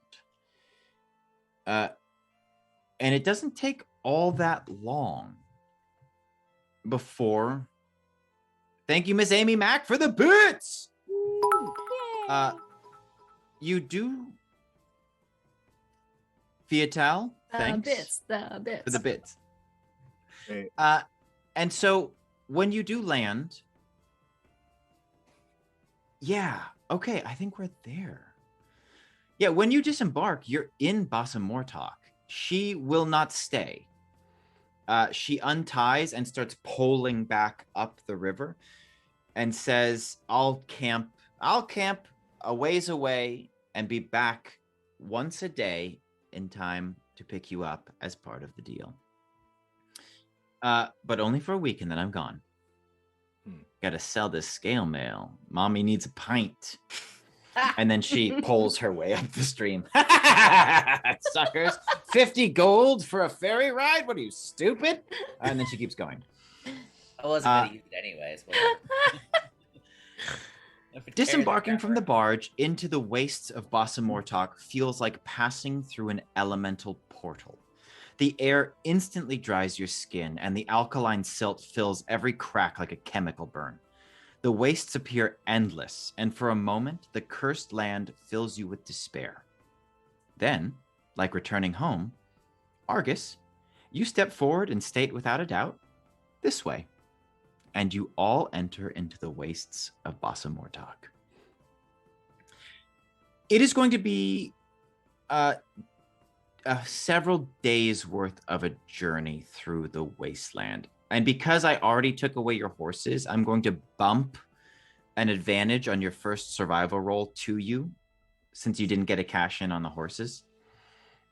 Now, just remember, Argus and Eartran, you have some time with you've spent some time in these wastes, and you recall that casting magic of any kind while in the wastes of Basamortok summons forth chaos beasts. But being prepared for that, as you travel these several days, you know that a cantrip will produce something easily vanquished, and if you need to use a bigger spell, if you're ready, you can get the jump on it. But I'm going to need a survival roll. You can elect whoever it would be, and they will get advantage. Oh, Mine's plus 3. Probably not me. I've got a -1. at +4. Okay. I'll leave it to you guys. Who's rolling hot? Go for it, Eartran. Yeah! Hot dice. You can do it. Wait, what am I doing? Survival. Rolling survival. I lost my survival. There it is. Okay. All right. That's a bad start, but advantage go. Well, Not bad. It was 13, then 14. Hey, so 14. 14. Hey. Okay. I think that it's just going to extend your journey a little bit, and you start to feel your supplies run low. After several days and an abysmal search, you do pick up what you believe to be are Eston's tracks, and you are then able to follow them. It is difficult to find them with a 14 survival roll, but even though they are windswept and it's clear he came here a little bit of time before you, you are able to follow these tracks, and they do in fact lead you to the ruins of an ancient city. At the city, the sand of the wastes turns to sandstone, and here his trail is lost. But Argus, you can recognize that these tracks have led you to the Duskwell. Argus, will you tell us what the Duskwell looks like? You're not at its precipice, but you've now entered the city. I'd like you to just describe the Duskwell to us. Sure. The Duskwell itself is a source of massive amounts of energy. You feel the age of it as you walk around. The city itself, the reason why I'm so confused by man-made structures is because the city itself feels like it's built out of stone walls. Everything seems like it's built almost out of nature itself. As though it was like carved out? Like, well, no, even like almost like it's water blasted out. Okay, cool. Instead. The beauty of it is that it looks natural. It's very smooth, but it's all almost made like an enormous sandcastle to some degree. Okay. Cool. The wind, when it sweeps through it, you would think that it would blow the sand away, but it doesn't. The sand has stayed for so long that it holds itself in place. And it's almost like seeing enormous large hills, but in the shape almost that they would look like pyramids. If you were to look over all of it. And they scatter throughout an enormous space, hit by the sun, and inside of it, inside the valleys itself is completely dark, so it goes from extreme hots to extreme colds in between the spaces between. As you all start to trek through the city, these are the things that you see. I think Argus probably points out some of the things he remembers, but much to your dismay, Argus, it seems as though these things have been rearranged. There are landmarks that you recognize, but they are in different places. It's though the city itself has rearranged itself. Argus, because you are familiar with this place, please give me a survival roll at advantage. Wonderful. Well, that's pretty good because that was a crit fail. Okay. And the second one is a 7. So we do real good today. I'm going to make a hard move. I think that you failed by enough, even though it's not a crit fail. I'm going to set something in motion that you would have had more time before. It will happen sooner now. Well, that's fun. Okay. Because the city has rearranged itself, Argus has a hard time finding his way through. In fact, his familiarity starts to work against him. Because landmarks are present, using them is now detrimental because they are no longer where they used to be. You traveled this city I'm just thinking of a short story by Jorge Luis Borges that's really dope about a city like this. Anyway, you travel the city and you get very thirsty, and you can tell now that something needs to happen. And at about that time, you spot a figure in the distance. And as you approach, though you are still some ways away, you see that it is Eston. And when he realizes that you've seen him, he panics and runs into the Duskwell itself. There's no reason to roll survival. You see what it is. As you approach this, I'm going to give you just a little bit more flavor. The ruins of the city feel like a tomb. Looking around at the desolation of a culture long forgotten, it feels like a warning. It was across this broken landscape, approximately 2 jousting fields away, that you see Eston. And he's standing at the precipice of a stone circle. His eyes widen in panic when he sees all of you. And without skipping a beat, he comes back out where you can see him, places his fingers between his lips, and whistles louder than you thought possible. Hence, my hard move. It breaks the deathly silence, then settles again. A moment later, 4 screaming streaks of red cut across the sky. The burning lines look like a monster's claw ripping apart the heavens. Eston smiles, bites his thumb at you, and wraps a chain around his arm and sets to rappel down into the well. As Eston disappears, the remaining 4 elves of the Blood Oath emerge from the ruins to your left. Their longbows are drawn, with wide-tipped arrows nocked, and their target, Argus, burns in their eyes. Roll initiative. Let's go. Let's kill some elves. All of these elves will be operating on initiative 10. 24. 8. Back to regular dice. Rolled a 20. It's twice today. 18. Nice. All right. That beat you, Eritren? Or what did you roll, Eritren?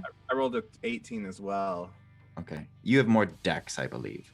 I do. And I'm a dex +4. what do you got, Eritren? +5 because I'm dope and I do dope shit. 20. You do dope shit constantly, dude. You do dope shit. Naomi? 11.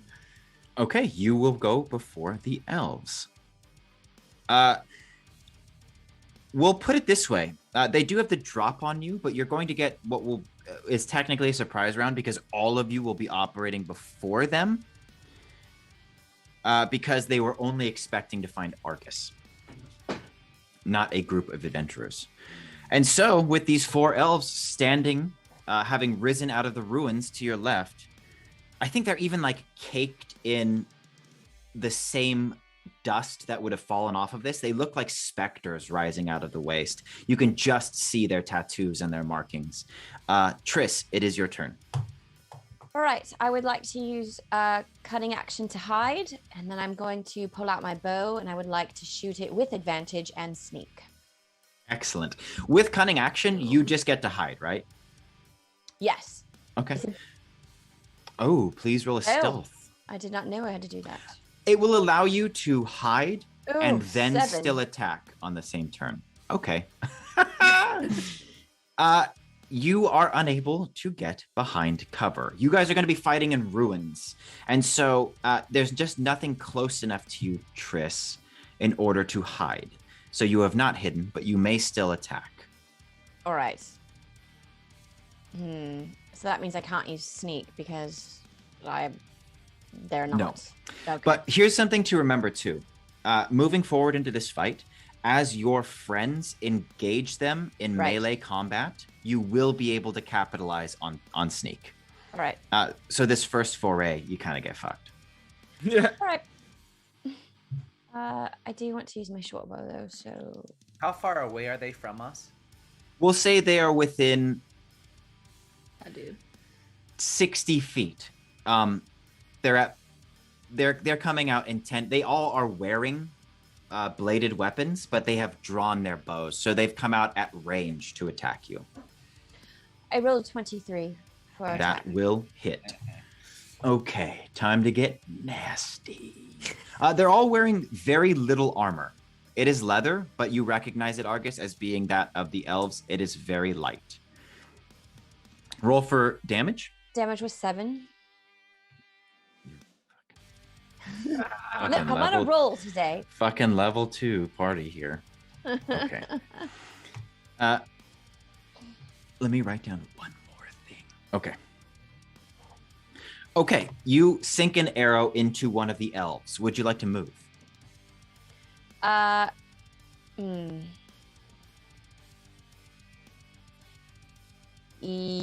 Yes. Okay. I don't suppose I could move out of range of their bow. Their longbows have crazy range. Your short bow actually has pretty good range for being a short bow, but longbows, it's like, 150 to 600 feet. I mean, if I could move behind something that gives me cover, of course I'd pick that. Sure, you can move behind some ruins. It'll give you 3/4 cover, which means they'll have to roll at disadvantage to hit you. Perfect. Which brings us to Iritran. Oh, awesome.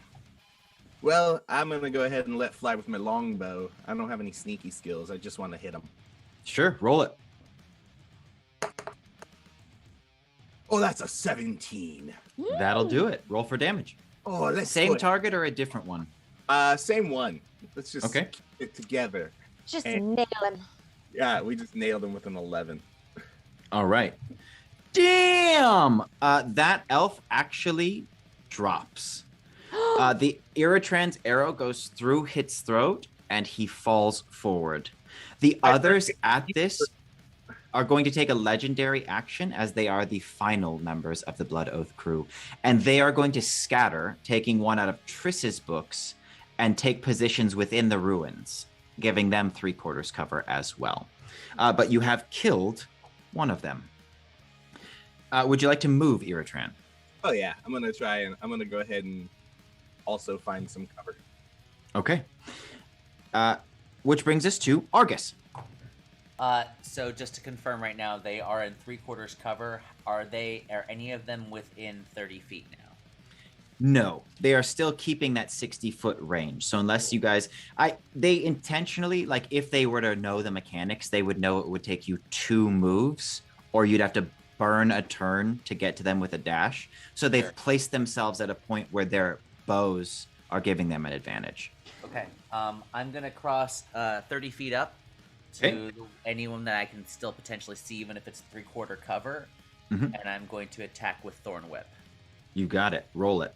And is that considered to be at disadvantage since they're under cover? It will, because it is a ranged attack, not a saving throw. Any spells that require saving throws are a way to get around disadvantage. Well, it's a 12. So. That will not quite do it. As the water whip smacks into the wall, there is a rumble beneath your feet, and black smoke begins to curl out of the ground in front of Argus. And you see the form of a shadow scorpion approaching, entering the battlefield directly in front of your druid. The shadow scorpion will go after the elves. All right. Gotta bring up extra stats here. You guys wanted to fight more than the elves. That's cool. Yeah, they're having some fun. There was an idea behind it, just didn't work. Naomi? Okay, so, oh God. So, all right, they're all still in excess of like 30 feet. Yes, they're all at a 60-foot range. Oh boy. Okay. 3/4 cover. I wonder, could I try, if I go for a boomerang, could I try and get one of them in the back of the head on the return? And like, would that give me any kind of like surprise advantage? No. The way 5e works is flavor is for us, but it also doesn't limit you. So while we it would be very difficult to make a throw with a boomerang at somebody who's behind cover. Yeah. You will just be rolling at disadvantage, and if you hit them, it could hit them in any flavor that you like. So you could Sure. say it loops around and hits them from behind. Got it. Okay. Uh, Okay. Rats. Okay. Instead, what I want to do is I want to cast Minor Illusion and create sort of like a small like dust devil of sand around myself to like blend in to the ground and the walls of the ruins and try and sneak up on one of the elves. Okay, cool. You're going to cast the spell and it's going to work. And next turn, you will be able to use your action to roll for stealth with advantage if you'd like. But as the Dust Devil curls This is a up out of cantrip. the sand... This is a cantrip for shadow creature purposes. Okay. As the Dust Devil swirls up out of the ground, so too does black smoke. And because it was a cantrip, you see a shadow slug now approaching very slowly towards Naomi, adding another combatant to the field. Which is going to bring us to the elves. All three of them are going to go on initiative 10. All right. And just so y'all know what's up, they do have multi-attack. They are firing longbows. The first one is against Argus, and that is going to be +4, 17 to hit. Okay. That is going to be 8 damage. That one fires again. That is only going to be 12. Misses. Okay. The second elf fires for a 21 to hit. Hits. Dealing 7 damage. He fires again. That is going to be a 17 to hit. Oop. Oh, fuck. How much HP do you got left?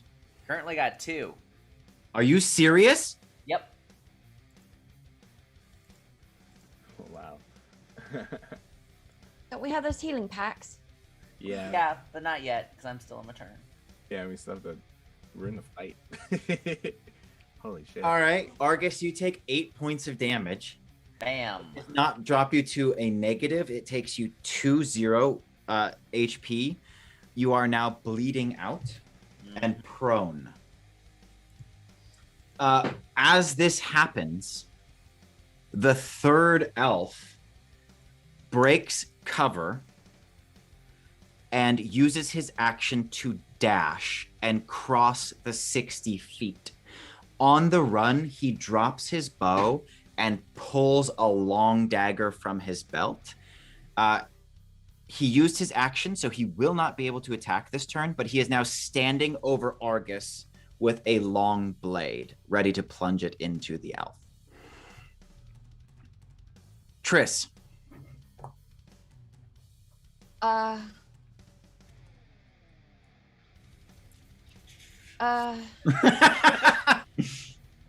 would like to use sneak to the one that's about to take out Argus to plunge my rapier in its back. Okay. You can use cunning action to hide. You mean... Yes, Argus. Is he considered to be engaged with me if he's trying to attack me? No, you would need to be an active combatant. Oh, so he's not... Sorry, my... Brown. So he's not distracted?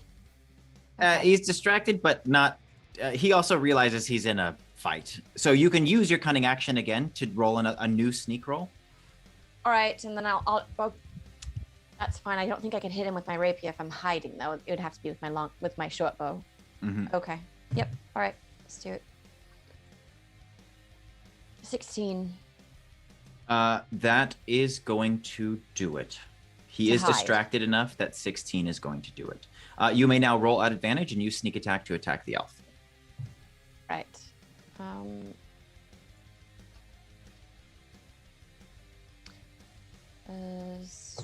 Fuck yeah. 23. That's going to hit. Roll damage. That's 10. Hell yeah. She hits hard. Is that 10 plus sneak as well? Oh, it is. You're right. It's another dice. That's like, isn't that That's one? another D6, so it's actually 16 damage. Thank you very much. Triss's arrow Holy cow. passes through the elf's neck, and he falls to the ground on top of the scorpion, dealing 2 damage to it. Nice. You don't mess with my friends. And kills the elf Awesome. So in 1 hit. if she's good, Damn. does that mean that the scorpion is like incapacitated because there's a grown ass person on him? We will consider it prone as far as melee attacks go, so anybody who melee attacks it will get advantage. That's Wow. a dangerous shot. Which brings us to Iratran. Oh, hello. They're still super far away from me. 60 feet. 60 feet. There's All right. 1 elf remaining. There's only No, one. sorry. There's 2 elves remaining. And they're semi-hidden, yeah? Yeah, they're both in cover. All right. So I'd be shooting at a disadvantage, but I'm... You know what? I'm going to go ahead and get by Argus to protect him and let off 1 arrow at one of the cats who's hiding. But I'm Okay. shooting at disadvantage. Yes, you move 30 feet. You're now standing next to Argus, and you are firing with disadvantage. All right, let's feel good about this. Come on.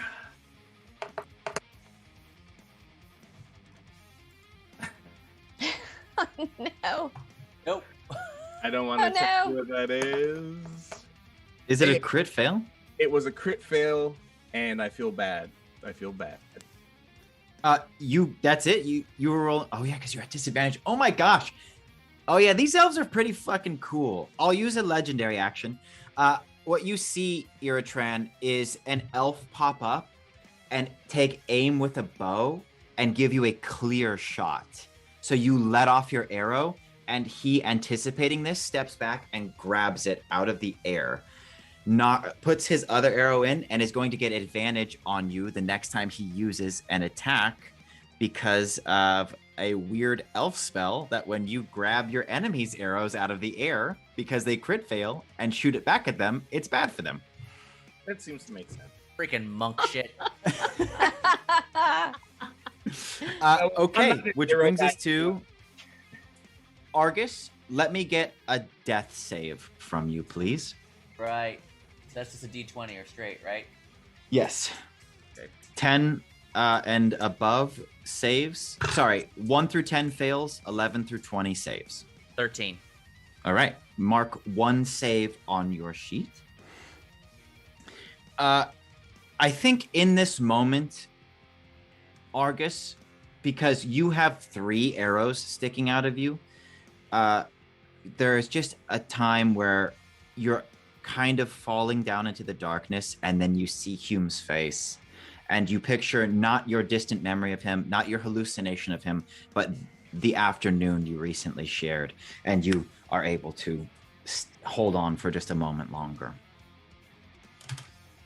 Which brings us to Naomi. Okay. So, yes, I would like to try and sneak up on one of the remaining elves that's behind cover. Okay. And hamstring him. Did you move last turn or just attack? I don't think so. I think Okay. it was, yeah. It will take you. What's your speed? You're a gnome. Are you at 25? Yeah, but I'm a fast gnome.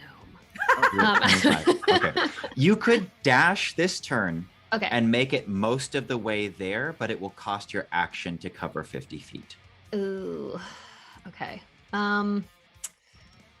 Alternatively, you could move 25, roll sneak this turn, possibly hide, and then next turn, close the gap in hiding and attack with advantage.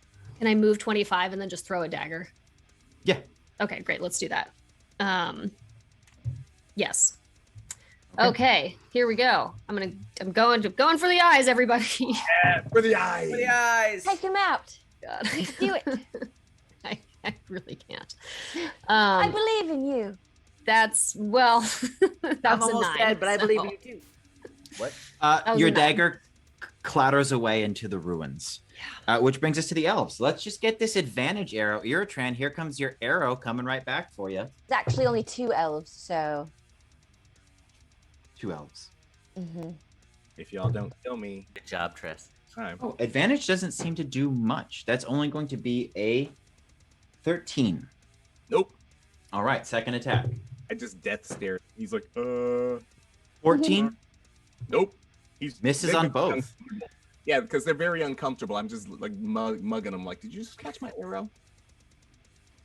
We're gonna get an attack at Naomi. The first one is only for 12. Misses. Okay, and the second is going to be for 16. Hits. Okay. That is going to be 4 damage. Okay. Plus 2. Yeah, 4 damage. An arrow sinks into your shoulder, Naomi. It is now going to be the bug's turn. Slug. The scorpion is actually going to use half of its movement to stand up and then cross to hit Argus. Oh shit. Oh, come on. Only Walk on its because I agree. only because That makes sense. you are the one who summoned it forth. Sure. For the same reason that the slug will continue to fight Naomi. It's going to get advantage because you are prone. And it is going to roll. They're not very strong, but it is going to roll. Its hit is +1. So 19 to hit. And a d4 +1. It doesn't matter. It causes you to fail a death save. Sorry. It doesn't deal additional damage. It causes you to fail a death save if it hits. The slug is very slow, and so it moves 10 feet towards Naomi on its turn. And that is all it's going to do, which brings us back around to Triss. Should I heal Argus? Or do you have the capability of healing yourself? Heal yourself. We did get packs. Yeah. Yeah, I know. That's why I don't know. Can I So use... what the med kit will do is it will stabilize him so he no longer has to make death saves, but it will not give him any HP. Oh. All right. So maybe the best thing would be just to take out the targets. You work on the targets. I'm right by Argus. I'll heal him. All right, I'll do that. So, is there a possibility for me to do that again, where I can sneak and hit with my bow? Yeah, that's the rogue thing. Especially when you're in a place like this where it's just, we've described it as ruins. You're like guerrilla warfaring these people, perimeter so I'll roll side. stealth to hide. Yeah, you use again. cunning action as a bonus to roll stealth to hide. The 25. That's going to be more than enough. And then you get to Right. roll with advantage and sneak to attack. Come on, Tris. Sorry. You will be rolling a straight roll because you would be at disadvantage because they're in cover. Oh. So your right. advantage cancels out disadvantage and you just do a straight roll. It's not a hit then. It's an 8. That is not going to do it. And you are revealed as soon as you shoot. That brings us to Irotran. I'm strong enough to pick up Argus and take him to cover, yeah? Yeah. I'm going to totally do that and then use my my healing kit on him. Okay. You're able to get up and move to cover. The scorpion is going to take an opportunity attack. Son of a bitch. This one will be against Irotran, but it's only going to be a 14. Nobody can hit me. I'm invincible to death. You step over Don't say that. Excuse me. a pincher that snips in the air behind you, and it is scuttling after you. But you're able to go 30 feet back to where you started. There's not great cover here. We'll say like half cover, but you are able to get, back to where you had entered into this. And they'd be coming at us for a disadvantage if they came at us, right? Because we were in half cover, right? Yes. Nope. Yeah. All right. Okay, you're there. I think picking him up without any rolls is going to count your action. So you are able to get to where you want to go. Naomi. Okay, boomerang o'clock. Oh. Argus, roll a death save, please. Wait, I thought I just stabilized him. You'll have to do it as an action. Yeah. All right, come on, death saves. Here we go. If It's a nat 20. Oh, So what happens when you roll a crit on a death save is you are immediately returned to consciousness with 1 HP. Hey, look at that. wow. As you set him behind the wall, Iratran, Argus comes awake. He still has 3 arrows sticking out of him. Well, don't just sit there. I don't know. And also, you get a turn, Argus. Oh, It is the nice. only way to do this. To be fair, you have to crit a death save. You get 1 HP and a full turn. Dopeness. Oh my gosh. So I kind of like pop back, like, and then just kind of almost in automatic mode from where I am. I get to use half my movement to get back up and remaining under half cover. Correct. And I'm gonna let loose an arrow fly with my short bow. At disadvantage since they're still covered, At correct? disadvantage. That's fine.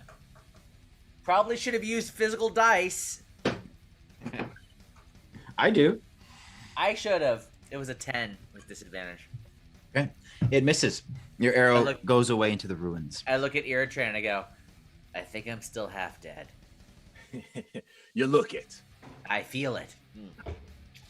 But you look great. Triss, Naomi, have you two been like... Naomi certainly has. Triss, have you been moving closer to them as you're like ducking and hiding? No, I don't know if it's necessarily closer. It's just a better vantage point. So, Okay. So how close would you say you are to Iratran and Argus? where are they? Are they behind a ruin? They're kind of where you started the fight. Oh, I definitely think I've gone diagonal. Maybe 60 feet. Okay. That brings us to Naomi. I can't believe that, man. You're the crit king. Yeah, that was wild. Naomi, it Physical is your turn. dice. These are great dice, but I just gotta stop doing the freaking ones online. Now I'm too scared to switch to the D&D. Fuck. Okay. That is that's a 9 for the boomerang. You're rolling at disadvantage. Yeah. Okay. Well, it can't get worse. Just It kidding. can get worse. Oh, it did get worse. No, just kidding. It didn't. It's still a 9. The boomerang goes and comes back without making a hit, which brings us to the elves. They drop behind cover.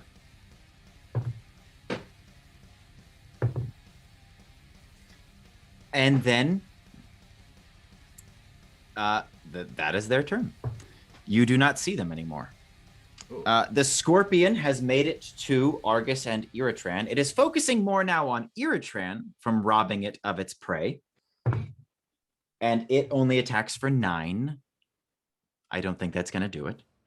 The slug moves 10 feet closer to Naomi, closing the gap. It is now only 5 feet away, and its little feeler eyes are going, yeah. Can I talk to the shadow animals, or do they know they're not animals? They're Okay. not animals. They're shades. They're shades. Yeah. Yeah. They're not even. We could get into the lore of what they are. I don't think that. I think that it's kind of like a religion debate where like people have different ideas about what it is these creatures are. Okay. The wizards and the wizard towers have some pretty good evidence. It doesn't matter. You cannot talk to them, but it Okay. does go. Ew. Triss. So, I can't see any of the elves. They have some cunning actions of their own. You can use your action to try and find them, but they are currently hidden. So it has to be action, not movement. Yes. Because it is Um, like actively searching out. They could have done it to you when you guys were hiding, but it would be actively searching out your foe. They are Right. hidden. Well, I mechanically. suppose which of the creatures is the bigger threat right now? There is a scorpion actively trying to pinch Iratran's butt. Specifically. Right. I would like to stab it right in its butt with my rapier. You this is why I was asking earlier. You are 60 feet away as per your calculations. Well within a bow's range. So I could move for 30, dash for 30, and then strike. Yes, with cunning action, you may dash. And is this with sneak because it's engaged with Iratran? Yes, it is. The other thing to note, too, as we get into action economy, bonus actions are huge on your turn. Opportunity attacks count as reactions, aka bonus actions. So, if Triss uses a cunning action, she will be unable to do an opportunity attack. Just because now that you're level 2 and everything, we have to worry about all these mechanics. So fancy. Triss sprints across the ruins, draws her rapier, and gets an 18. That's going to do it. Roll damage with sneak. All right, so it is a 9 plus. It's a 10. Okay. So she stabs the scorpion, and it erupts in black chaotic magic. Iratran, Argus, Triss, please roll. What would this be? It was a trap. Not necessarily. It's just a chaos beast, and it explodes when it dies. That will be a wisdom save. Argus, I hear you're pretty good at these. Under my thing exploding. Thanks. 19. 14. Everybody saves. You're able to roll out of the way as the black magic sprays through the air, but you dodge it. Woo! Which brings us to Good riddance. Iratran. There is no more scorpion trying to pinch your butt. Nice. I really didn't want my butt pinched. It's like, consent, scorpion. Anyway, I'm going to go ahead and find these cats. So I'm going to search for our real enemies in this instance. You are going to roll perception. Your DC is a 17. Those were words. 13. You are unable to find the elves. Would you like to move? No. I'm going to quote unquote set a perimeter around our fallen friend. Okay. That brings us to Argus. You're on mute, though. We need that. We need to hear you, baby. I know. Well, it's because I was kind of dying. I was very, very quiet speaking. At this point, I'm going to look up at Iratran and say, do you mind giving me a little bit of cover? Because I don't think this is going to... Well... So... And I'm going to cast Cure Wounds on myself. Okay. I guess we're going to prepare for the inevitable smoke beasts. Oh, okay. Right. Roll your health. Oh, sweet. It's 11 points back. You got it. Woohoo! Hoping to deal some damage before I did that. And I go, I feel a little better right now. You look better. Thank you. As you two having this moment, behind your little wall, he's like, yeah, I feel better. And you just see these scorpion pinchers and legs crawl up over the wall behind him as it now has been summoned into this realm. Means I can uncross out this little scorpion babe. Okay. Do you want to move, Argus? How far away is it from me currently at the moment? The scorpion is right behind you. It is technically engaged. Okay, I'm gonna stay where These I am. things summon right on the magic. Yeah, I'm gonna stay where I am. Okay. Naomi. Yes. Okay. I don't like how this shadow slug has stepped to me, so I'm gonna step on him. Yeah, that's right. Yeah, I don't hold with that, so I'm gonna try to just step on him. How much larger is this slug than a slug? I think it's Chihuahua size. Oh. That's big for you. Yeah, I can't step on that. He'll just ride him off into the sunset. Barrel roll him. Yeah. Okay. Well, it's a smoke beast. Okay, sure. Yeah, I'll just try and boomerang it out of existence, I guess. Please do. Roll it. Okay. Oh boy. Okay, 17. Yeah, its AC is 9. Please roll for your damage. Okay. 6.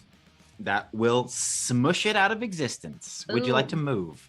Yeah, I think I want to go back to my pals. I'm wary about these hidey elves. I don't like that. Okay, cool. So you are all clustered next to Argus, which brings us to the enemies. I'm going to have the Scorpion act first, as the elves are hidden. It is going to attack Argus for summoning forth the magic. That is going to be a 22 to hit. What is their damage dice? 1d4. They don't sound very hard. For full damage of How much? 5. 5. Okay. That's a 1d4 rolled to the top plus 1. Okay, but then it is going to just stay where it is. Which means you are engaging an enemy. Okay, I'm going to roll some dice, as some of my characters are hidden. Okay, the first two are going to be a 17 and a 19 to hit Argus. Cool. Are they on a disadvantage still because I'm hit covered? No. What you see is that the elves on their previous turn were able to hide and move again to get around behind you guys. So your cover was facing them. They've now popped up behind you. You see the first elf raise and fire for 10 damage. Okay, I'm down again. Wait, time out. That the order of things. I have a question. So they hid, and then she moved, and then we and killed it, and then we searched for them, and then they moved again. No, until they are discovered, they do not have to reveal themselves. And so we're talking about like a movement of 30. They use their action on that turn to hide first, and then on this turn, they've moved another 30 to close the 60-foot gap, and they've popped up behind you. Okay. And because they're attacking, the first elf has now revealed himself. He steps off the wall like he was painted onto it and fires at Argus, knocking him down. I'm going to roll another time because when you are prone, the attacks come in at disadvantage if they're ranged, Argus, so you might dodge this one. That is going to hit. It is a 19. Yep. You fail a death save.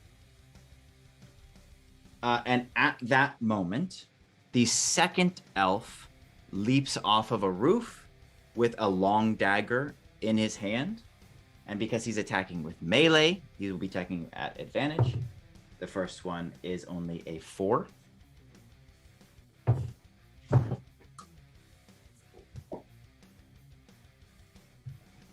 I just crit. Wait, who is it attacking? He's leaping through the air with a knife to attack Argus. As we've learned, with death saves, crits have weird rules. If you crit a target who is unconscious, they fail 2 death saves. And Argus has already failed 1. This has been a fucking crit episode. What the fuck? It started with that wisdom save. All right, so I gotta look at my notes.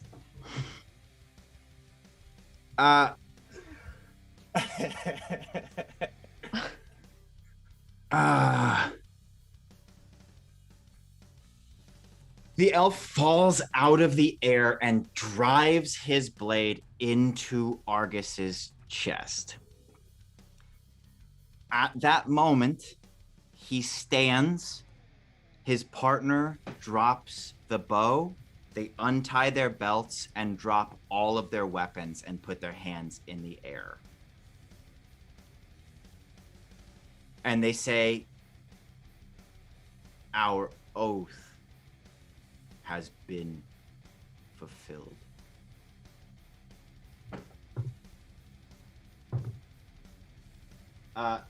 they are unable to hide, and they start to walk away into the ruins. We are still technically in initiative, if you would like to remain so. It is Triss's turn.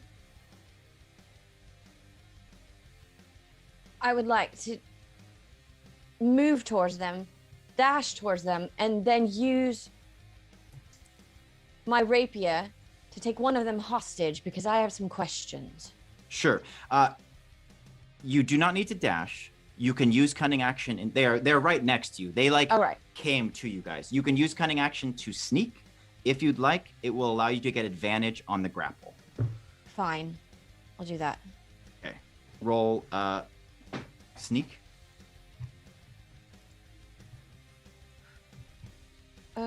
Stealth, right? Yes. It's a 22. That is more than enough. You will be rolling. I'm going to let you do acrobatics because you are a dexterous rogue to grapple. Is it at advantage? Yes, it is because you are hidden. 13. You grab him around the neck and you have your rapier pressed against him. His companion turns and says, "We have no quarrel with you. We've only come for Argus Duskwell. We have ended our oath. We return home." And the one who has the throat against the sword against his throat doesn't do anything. Who told you to do this? Eston or the Lich? We work for neither. This- Argus pays for the sins of his past.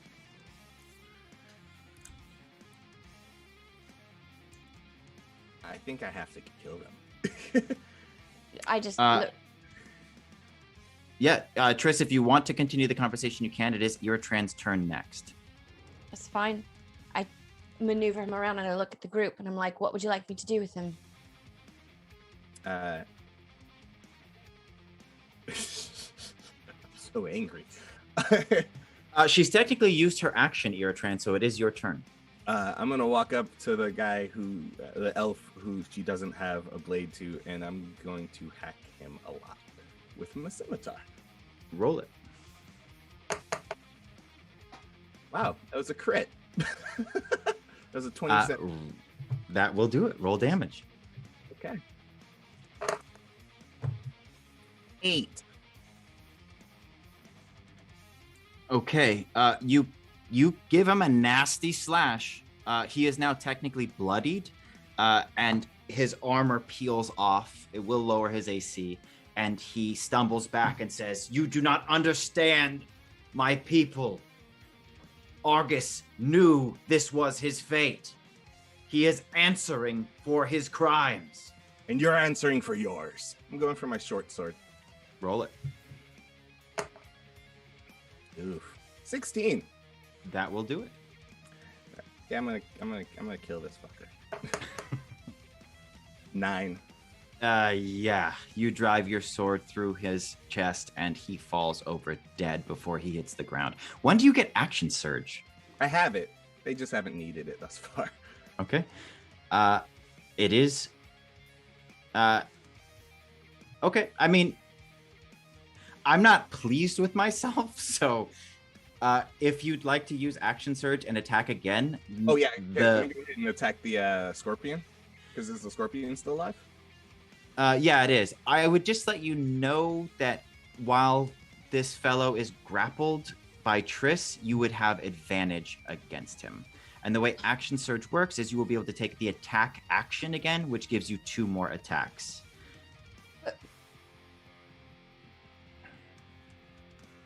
I apologize. Just 1 more attack. Oh, when you get multi-attack on a later level as a fighter, then you will get your double attacks. I apologize. Oh, that's mean. I get like 5 attacks 1 round. Oh yeah, what did you get up to like 7. That's just messed up. Triss, you said something. What if we can make him bring Argus back? Maybe he's got some kind of special magic because he was the one that took his life. I don't know. It's worth a shot. Well, you heard the little lady. I think you'd best get to reviving my friend.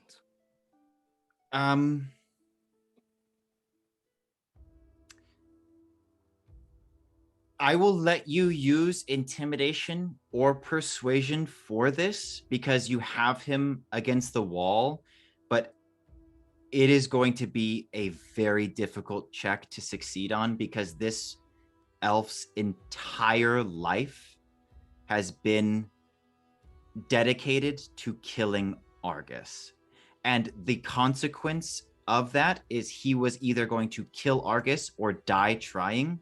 And so death isn't necessarily that scary to him. So if you'd like to roll, I will let it happen, but it will take your action. I'm only telling you this in advance because it is going to be an extremely high check. So if you'd rather use your action for something else, that is Which of us are you talking to? whoever's turn it is. Technically, Iratran has an action surge if he's choosing to use it, so I'm kind of giving him the option to feel it out.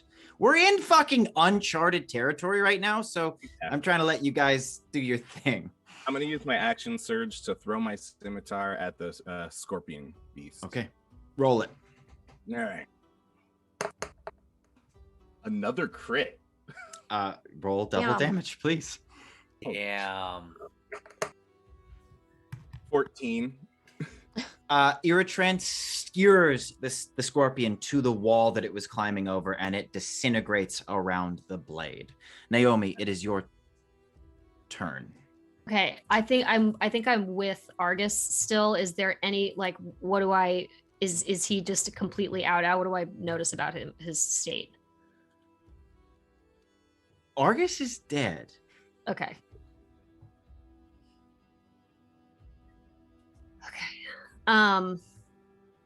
Mechanically speaking, there is very little you could do right now. Yes.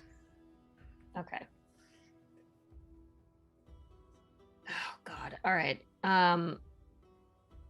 Does Triss still have the other elf like Yeah. grappled? Okay. I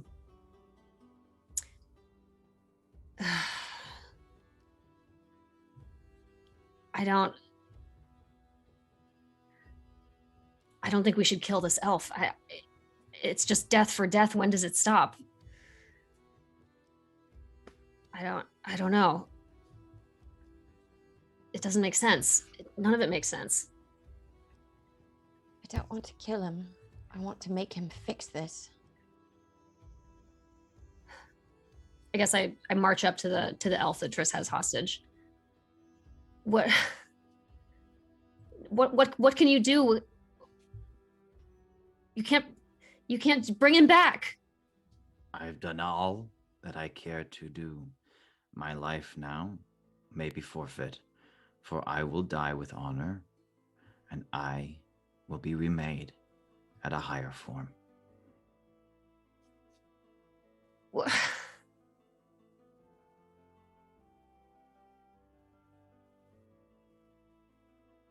Well, I don't know. I don't understand. I don't understand what kind of life that is. I don't understand a life in pursuit of death. The higher form can't be worth it.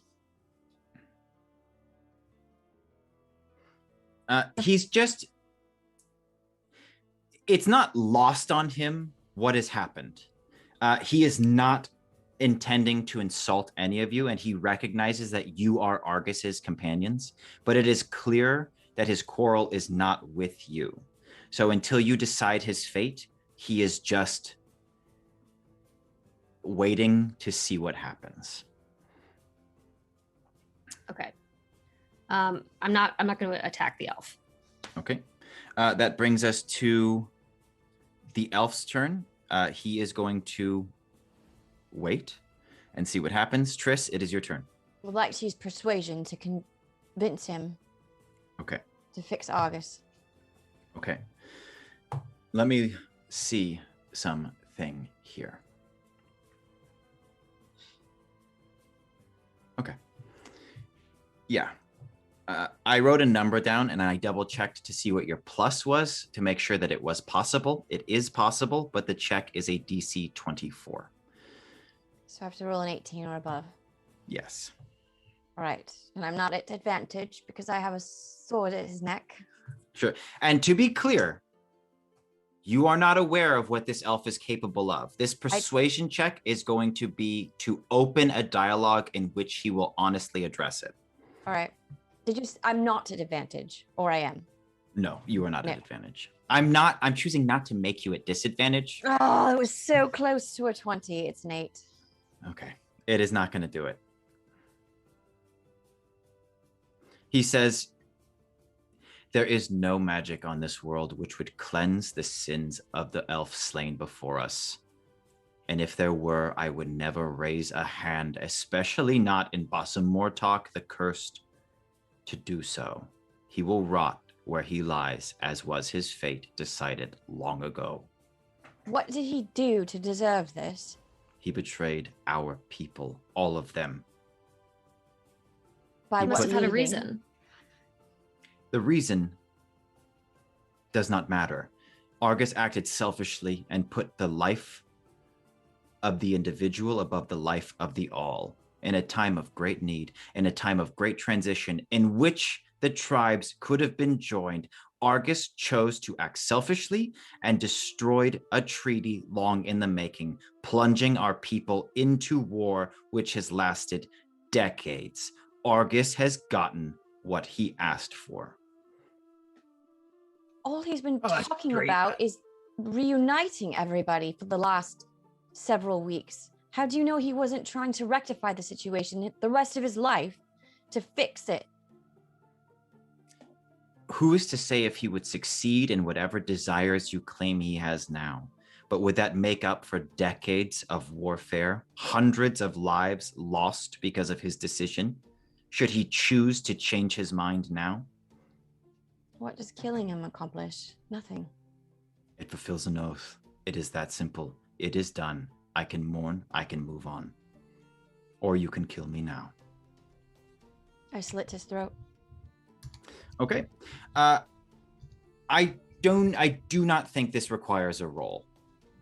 He was taking no action to free himself, and you had him in a hold with a knife against his throat. Triss drags the blade against the Blood Oath elf's throat, and blood pours out, and you let him fall onto the ground. The fallen Blood Oath elves, sworn to revenge or death, all share the same look of peace, their mission finally complete. However, there is an unsettled quiet. Not immediately concerned with Eston's escape into Duskwell, you gaze at Argus's body. A pool of water seeps from his mouth and trickles away towards an old fountain base. The ghostly stream fills the basin, and a moment later, the statue of a dancing elven child spouts out the water from its eyes. Long ago, and perhaps happier times, the water sprung out like tears of joy, but the slow and steady trickle runs down the child's apple cheeks in perpetual sadness. Blackout.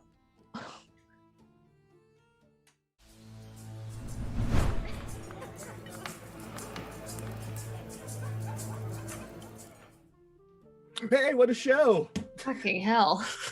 Oh my god. Yeah, that's fantastic. Yeah, but awful and fantastic, but awful. Yeah. Dude, you crit that death save earlier, you know? Like, you were back up. I was going to come at you hard with those elves because they were... We did all those rehearsals. You knew what was at stake. And I was like... 100%. Oh, yeah. Yeah. But, 100%. like, once you crit that death save and you got back up, I was like, okay, we're cool.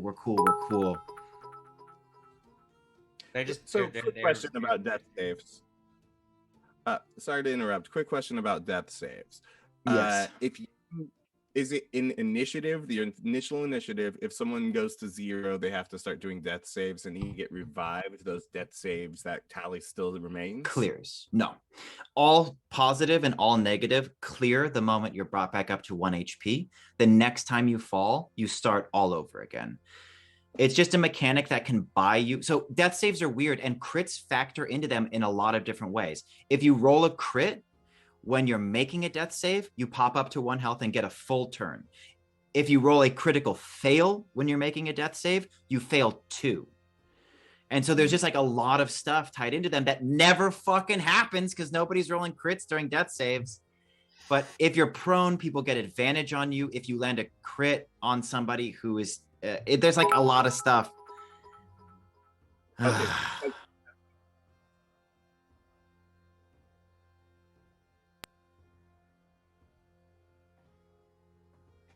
We got 2 Tearful Bit donations, one from Miss Amy Mack, and what's the other name?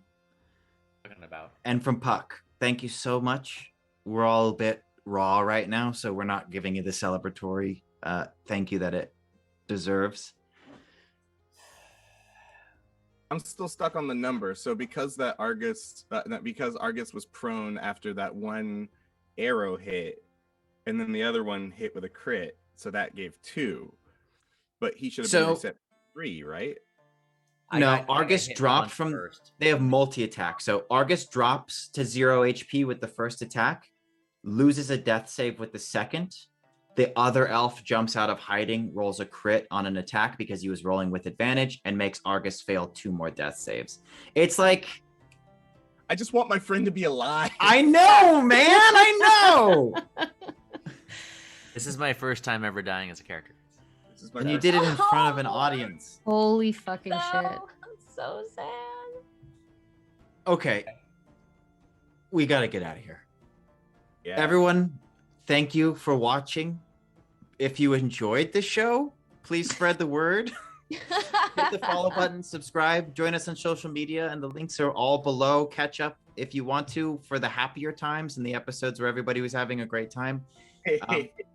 Thank you for all of the donations and all of the bits. We really thought it was cool having a raid. Everybody, we love you. We love making this show. I'm sad. I got to get out of here. Until next time, I'm your tearful DM, Jesse Keeter, saying, are you in?